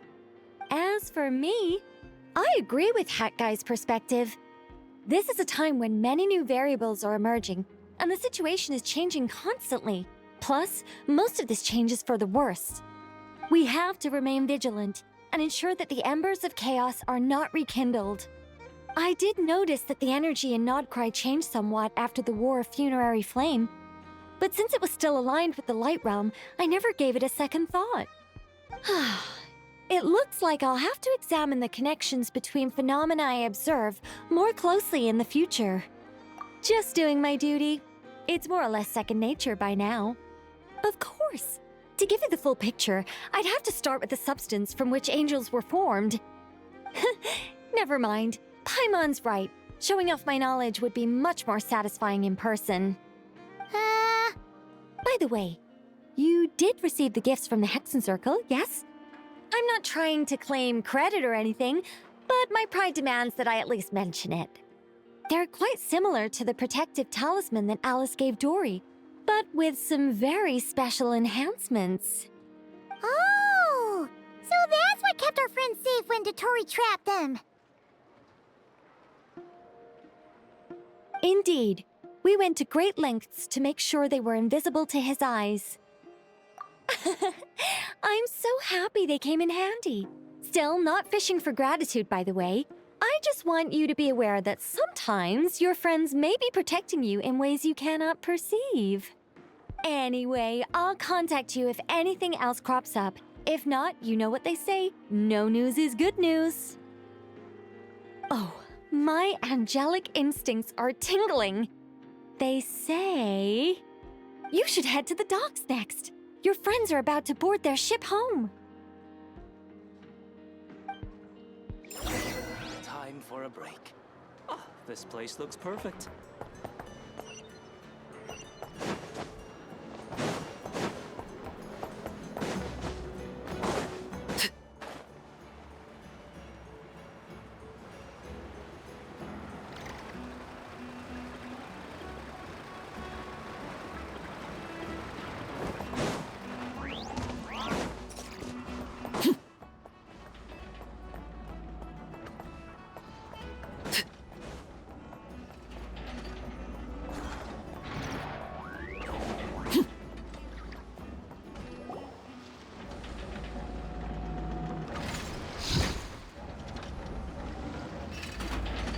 You're here. You're here too, Hat Guy! Are you heading back together? No. I'm bound for Sumeru, and she for Fontaine. We just happened to cross paths at the harbor. Everything seems fine. Sandrone may have an abominable temper, but she's always been very responsible with important calculations, and things entrusted to her by valued friends. You always speak as if you know us inside out, Mr. Hat Guy. Maybe I'm just a good judge of character. I certainly hope that's all there is to it. Regardless, you have been a significant help in this matter. For that, you have my gratitude. I didn't do anything special. Sandrone's the one who completed a seemingly impossible formula and turned the tide of the entire battle, even giving her life in the process. She's the one we should be thanking. Even we were unaware that Sandrone had hidden the real formula inside Polonia's body. She managed to fool Dottore into thinking the formula was running in her system by installing an identical-looking decoy within her. She probably realized that she didn't have the strength to stop Dottore. But this way, she could at least get him to lower his guard. She always worked like that. Always had a backup plan. Well, that's why I'm traveling to Fontaine. She made a request of me long ago, and the time has come to fulfill it. Think of it as her will. She said that should she ever fail in a mission, she'd like me to deliver her core and Polonia's to the Fontaine Research Institute. She also mentioned that she had made arrangements for people there to set her affairs in order. Some of her personal effects, such as her notes, were left to me. I've decided to take them back to the House of the Hearth, for safekeeping primarily, but also as mementos, I suppose. However, there is one book among them that I'd like to leave in your care. I'll have someone deliver it to your residence at the flagship at a later date. No, I was specifically warned not to tell her. This is her last wish, and I will abide by it. I can only hope so, but none of us here can know for certain. I bade farewell to Columbina earlier today. As promised, she turned the iridescent moon's marrow over to me. She spent a long time with Sandrone's body, saying her goodbyes. Oh, is she all right? Sandrone's passing has left a great wound in all of our hearts. It will take time to heal, but Columbina surprised me. She offered me some words of comfort before I departed. Despite being grief-stricken herself, she showed an awareness of the feelings of others around her. She never used to act like this. Clearly, she has grown. And I suspect that we have you to thank for much of the change we are seeing in her.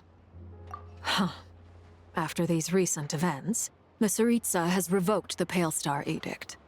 Snezhnaya now realizes that the arrest warrant for Columbina was just a ploy by Dottore, who coveted her powers. I shall return to Nodcry to see her as soon as I find the time. I hope that from now on, she too will explore more of the world. Columbina Hyposelenia's journey is only beginning. My ship is here. Traveler, Paimon, we shall meet again. You too, Hat Guy. What are you still bumming around for? Isn't Columbina waiting for you? I thought today was the day you'd agreed with her to go find out the truth about your sibling.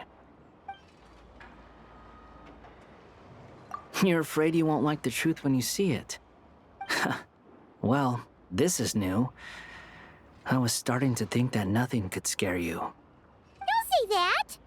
Wouldn't you be if you were in this situation? Fair point.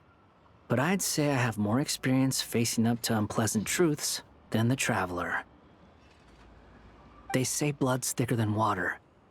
I know how much you need your family back. More than you need any of your friends. And I'm sure that all your real friends understand that too. No matter what the truth turns out to be, they will stick by you and support you, whatever decision you make. Finding the truth is important. But more important still is what you choose to do once you've found it. At least, that's the life lesson I've learned from my experience, grappling with the truth. What? Now that Dottoro's dead and gone? A little, I guess. But it hasn't solved everything. Maybe I regret not getting to end his life with my own hands. Or maybe it's something else. But for whatever reason, I still feel like I have a chip on my shoulder. Either way, I'm going back to Sumeru. Lesser Lord Kusanali is gonna need help dealing with all the chaos Dottori left in his wake. Not just from this incident, but everything he did in the past, too. You should continue with your journey, as you've always done. Who knows? Maybe we'll meet again someplace else. So, what should we do now? If you want to explore a bit more to steady those nerves, Paimon's game! After all, when Columbina said she knew where your ship was hidden, Paimon promised to give you two some alone time with the truth. It hasn't been all that long since we were last apart, sure, but with Columbina there, Paimon's sure things will be just dandy. Ain't no biggie. Paimon might be all about that food and fun, but she knows how to do right by people. Paimon's sure you'd prefer to digest the news about your brother in peace. But, no matter what you see, just know you can share it with Paimon. Of course, as long as it's not super private. If you can't make sense of something, let's give it some thought together. And even if we both can't figure it out, Paimon can at least treat you to a nice meal. Glad to hear it. Feel better now? Alrighty. Next up, time to meet with Columbina.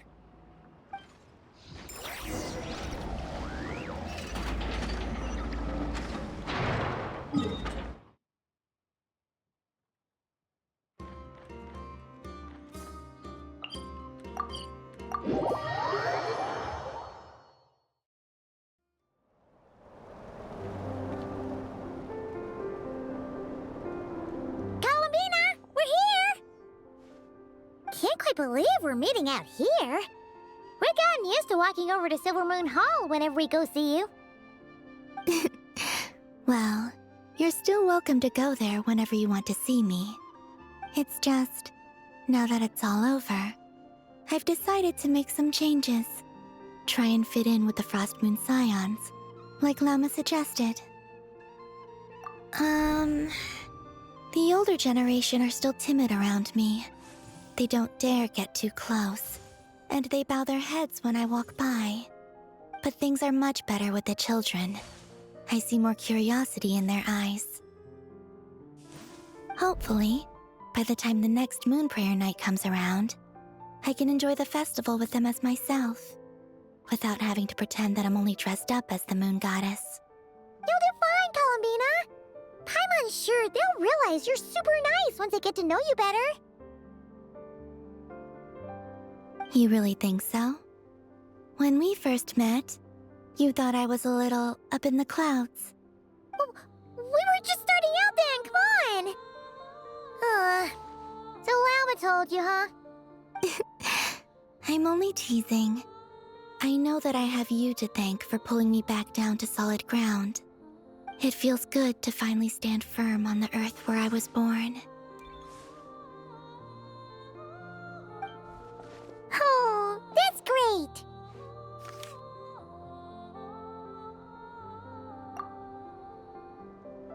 Thank you. I'll make sure not to lose it this time. Well then, are you ready? Ether, what happened to our spaceship back then? Why did you leave?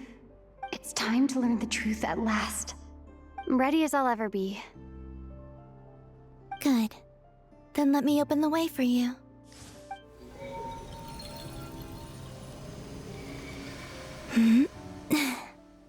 Where does this lead? To our shared destination. Huh? Do you remember me telling you about my missing prologue back when we just met? I said that my story began on the moon. But while I was inside the moon's reflection, I realized that my prologue was really hidden in the future. I just had yet to discover it at that point. The story of the time before I was born was in fact the story of my distant future. It's truly fascinating. But when I obtained the Trilunar Authority and returned to our present reality, I sensed something I hadn't expected. Your prologue. So you mean... Yes, your spaceship. All this time, it has been hidden on the Frost Moon, which lay beyond the sky.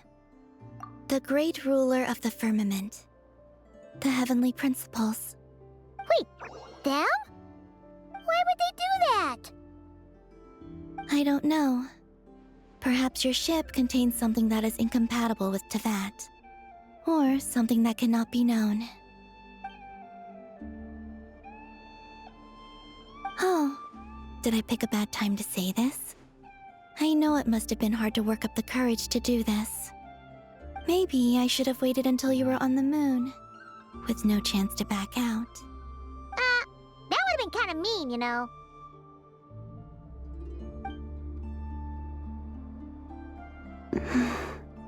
Take me there. Oh?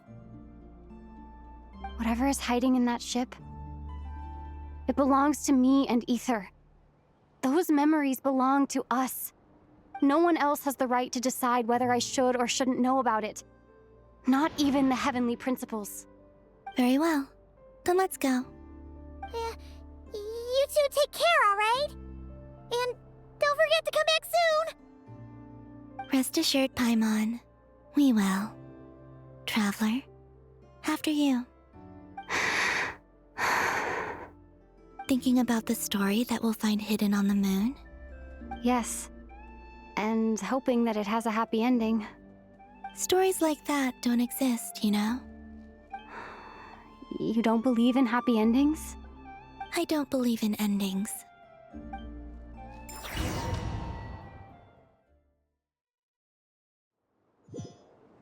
Where am I? This is the pathway I built between Tevat and the Frost Moon.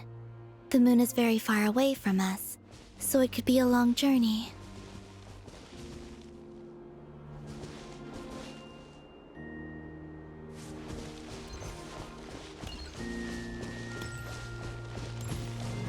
After I obtained the Trilunar Authority, I unwittingly saw past events from many of my friends' lives. One was Lauma. She was so young when they chose her to be the Moon Chanter. From then on, the Frost Moon Scions looked to her to bring messages from their goddess. But, for better or worse, I had left Hisi Island before she was ever born. It was not until much, much later that she met me. I think it's for the best. Because of the way things turned out, you had the opportunity to become friends. You're right. In that sense, I think we were both very lucky.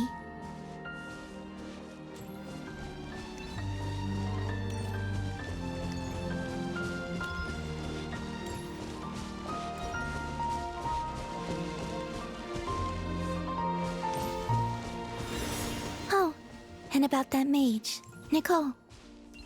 I only recently learned that she has lived in Tevat since the time of the Three Moon Sisters. The Moon Goddesses always had a good relationship with the angels. I suppose our friendship continues that tradition.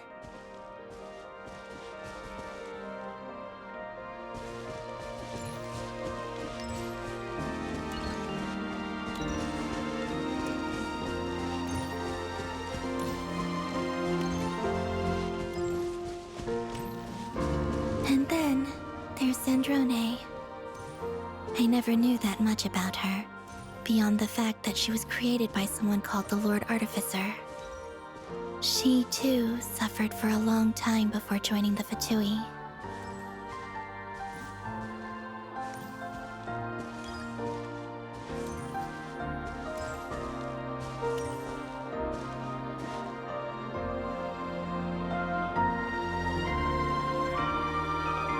How I wish I could talk to her again. Even if only to hear her say nasty things to me.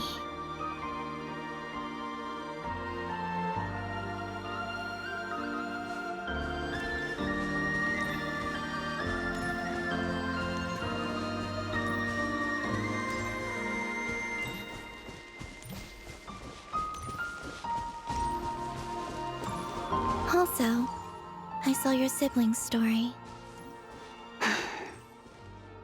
I'm afraid I didn't see much. It seems that he rarely came to the surface where the moonlight shines.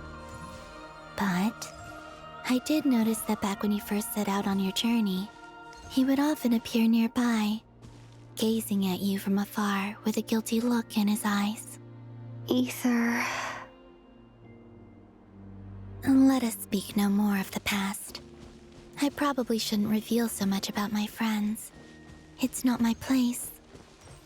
Let the moonlight carry us forth. We are very close now.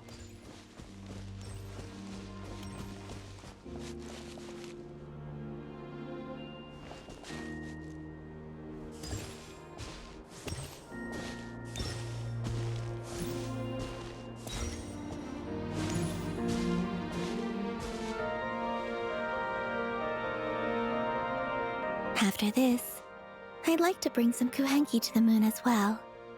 If they're willing, of course. What about your other friends? Will you bring them to visit too?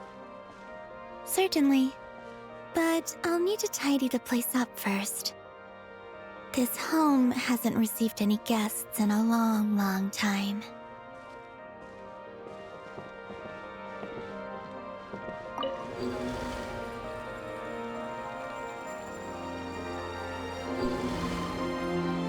I remember writing something similar with you on Moon Prayer Night. I believe it was called... Dodoko's Whirligig. Yes, that was it. You asked me if I was afraid to return to the moon, and I said that I was. The idea that I had gained something precious, only to lose it so quickly. That frightened me. But I'm not afraid anymore. Besides, this time, we're traveling together.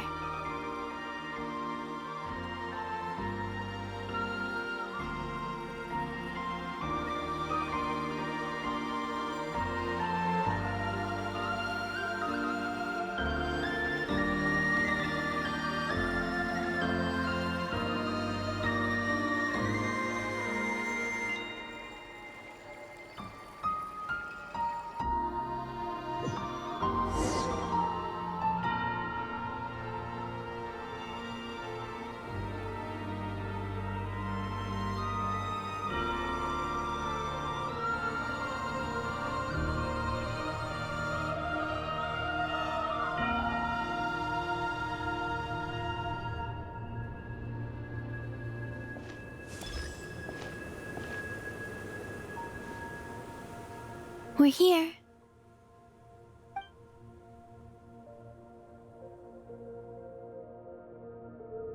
Over there.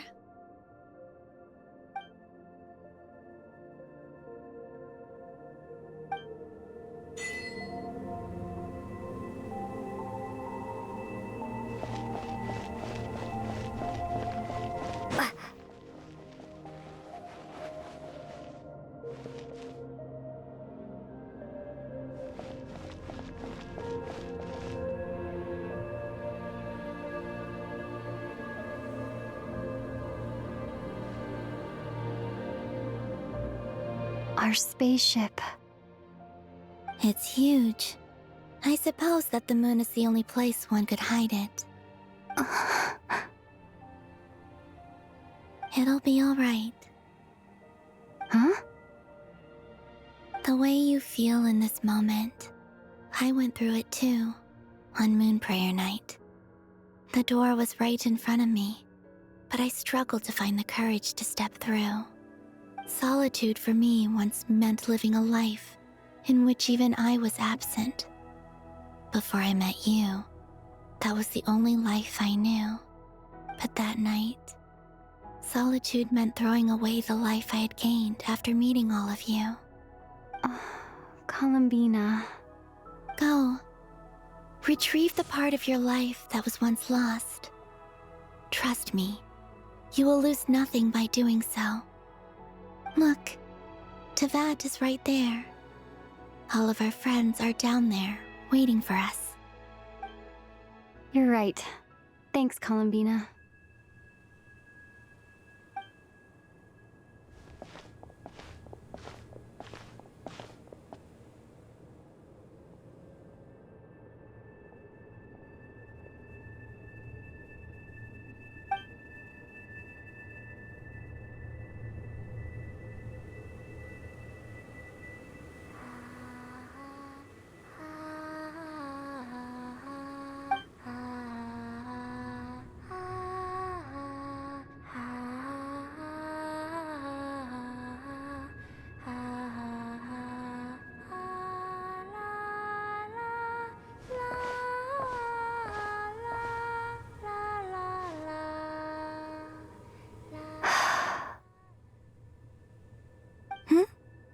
Finished?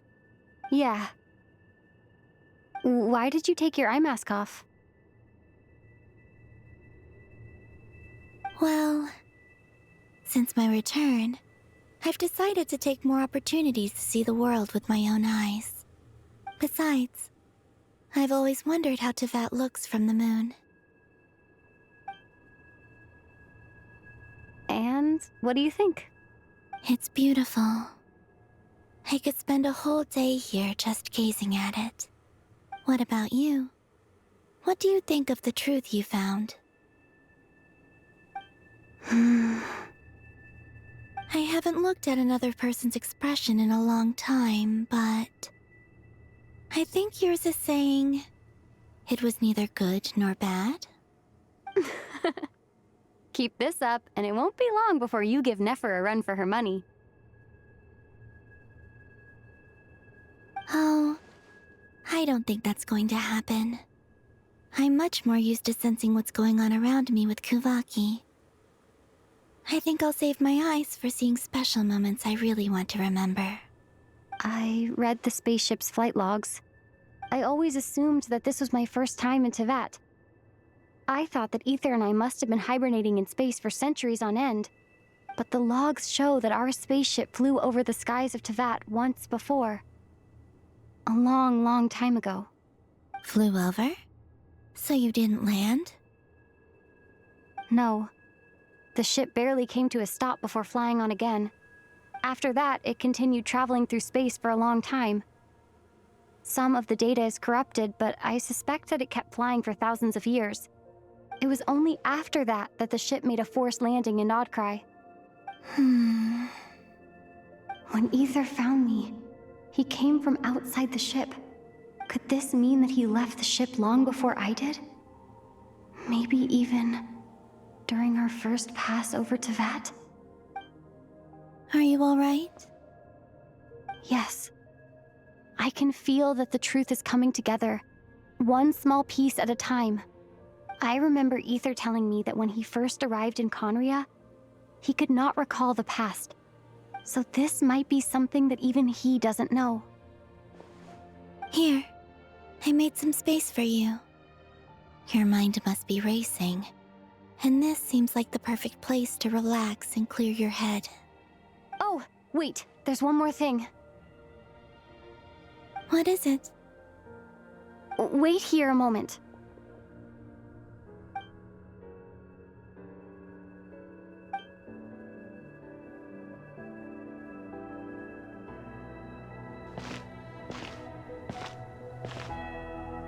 Hey, Columbina.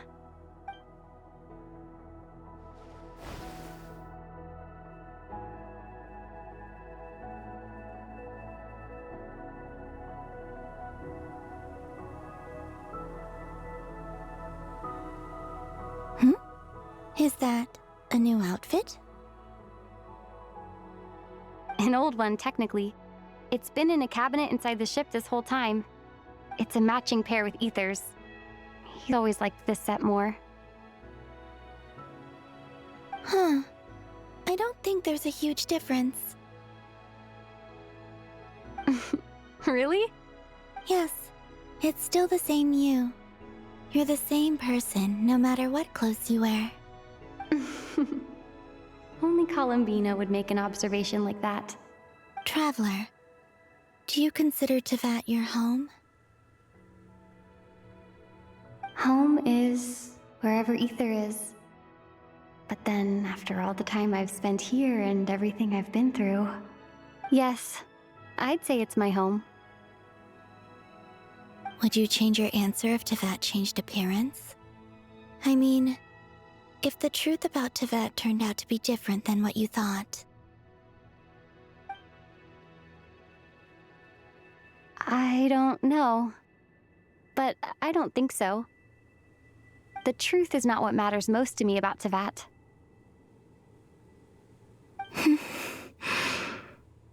When I was first born, I longed for a home. And when you get something before you're mature enough to understand the world, you just take it at face value. I thought that a home was a transaction. You give me what I want, and I'll do the same for you. But you and your friends taught me what a true home should look like. You never asked for anything, yet you gave so generously to me. That's because your friendship matters to us. It was worth it. In the past, I thought that my birth in Nodcry must have been a mistake. But after journeying to the distant past where the story began, I realized that it was I who chose Nodcry to be my future home. Now, I am glad that I made that choice. I'm sure your friends are just as glad. In fact, I intend to make the same choice today as I did back then. What do you mean? Well, I've given the Eternal Moon's marrow to Lauma, and the Iridescent Moon's marrow to Arlecchino. And now, I shall return my Kuvagi to Nodcry again, that it may continue to protect my chosen home. Wait, but what about your body? Oh, are you worried that I'll disappear again? I won't. Not this time. The Frost Moon has now entered the fall sky, and I am the Trilune Goddess. I am only returning to Nodcry the part of me that it needs. I am giving what I can, because my home is worth it. Oh, and I have something for you, too. For me? Yes. Come closer.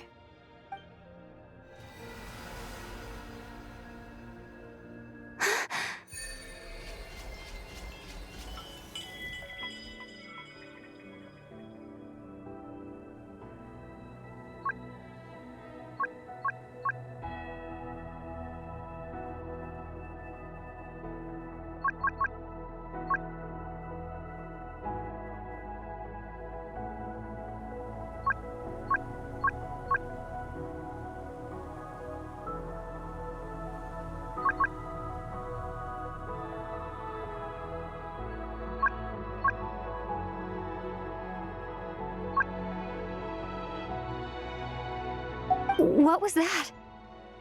I lifted some of the restrictions this world placed on you. I trust this will help in your future adventures. My power. It feels like it's grown. I can use the elements more freely now. Thank you. This will be a great help. You're welcome. I see you as family, and after everything you've done for me, In fact, no. It's not because I owe you. It's because you're worth it. Here, this flower is for you.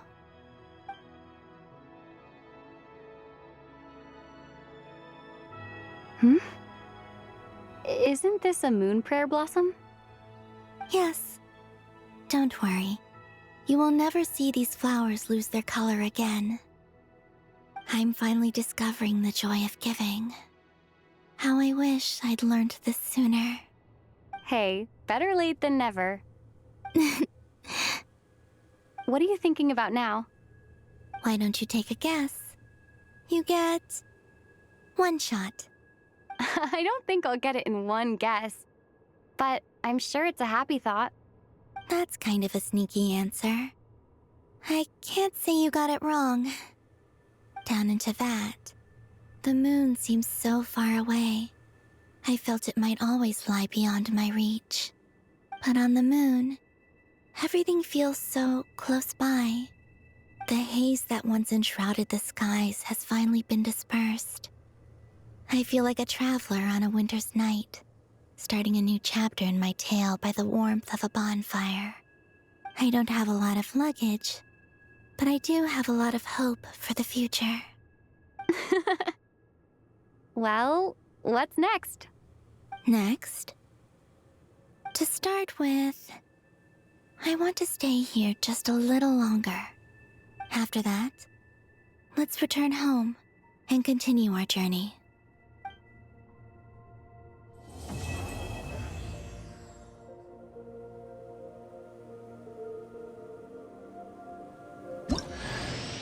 These clothes bring back so many memories.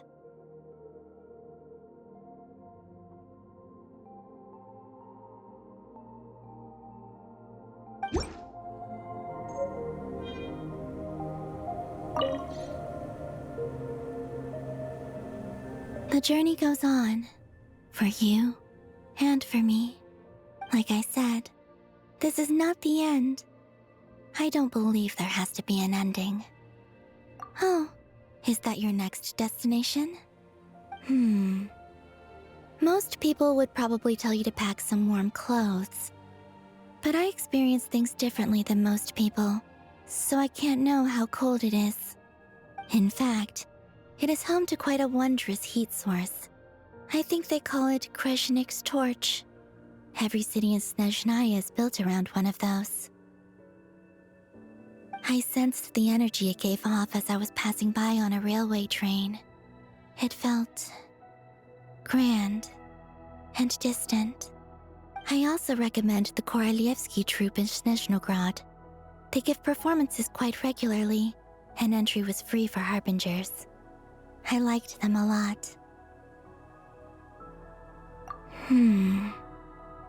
Ice cold and sharp. Crystal clear in some ways, yet profoundly unfathomable in others, like the thick layer of ice on top of a frozen lake. That's just the impression that Tsaritsa gives me.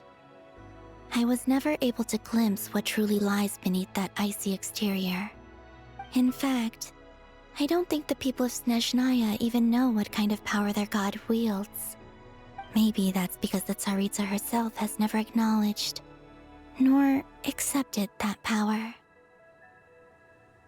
There's Regrator, the Rooster, and the Jester. Between them, they control a lot of what happens in Snezhnaya, but I can never wrap my head around how exactly power is split between them. I just know they are each responsible for many specific domains. I noticed that the Rooster and Regrator often appear to get along on the surface, while working against each other in secret. And theirs is not a friendly rivalry.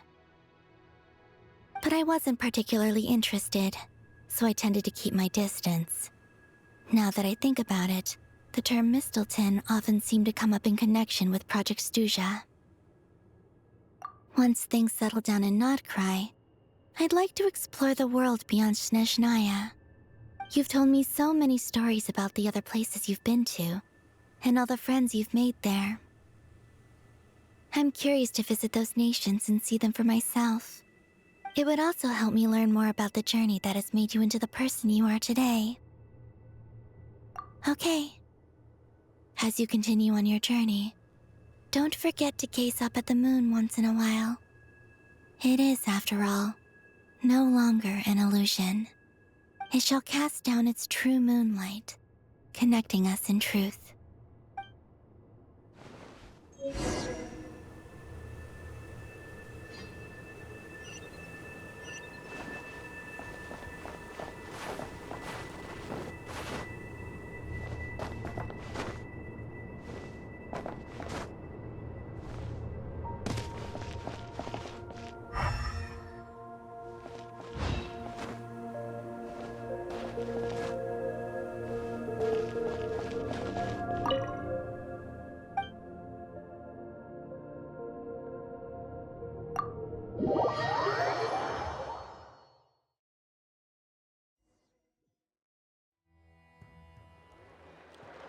To Jean, Acting Grand Master of the Knights of Favonius. Ugh, this preamble is such a pain to write. It's probably high time we got rid of this acting business. I trust that Dern has updated you all on recent events. Hope we didn't worry you too much. The good news is, we managed to come together and put a stop to the Doctor's evil schemes. With that, I think it's safe to say that Notcry is finally out of the woods. As for the Fatui, not counting the Damselette, aka the Moon Goddess, who has left their organization, we found ourselves allied in this instance with both the Knave and Marionette. May she rest in peace. As ever, we find ourselves better off for making friends rather than enemies. But until we can ascertain the Tsaritsa's true intentions, the future remains uncertain. In a short while... Wait. How am I meant to surprise everyone if I tell them in the letter that I'm heading home? Well, that would be a huge waste. Okay, got it. I will begin sending the expeditionary team back home in waves. I'm sure they'll be able to answer any questions you still have. I hope they won't gloss over the details of my many heroic deeds. But if they do, I'm sure it'll be because they're just too exhausted from the long journey. I think of Mondstadt daily. Please give everyone my best regards. P.S. The honorary knight went above and beyond this time. Are there any other honors we can give her? I'll leave it with you. P.P.S. Please be extra nice to Klee for the foreseeable future. I cashed in on the last favor that the Hexen Circle owed us, so we need to earn some more goodwill. If there's any serious problems, feel free to stick me in solitary confinement when I get back. I'll do the time for her. Whew. And that, as they say, is all she wrote. End of an era. And with the moon shining down brighter than ever, I think everyone is going to sleep well tonight.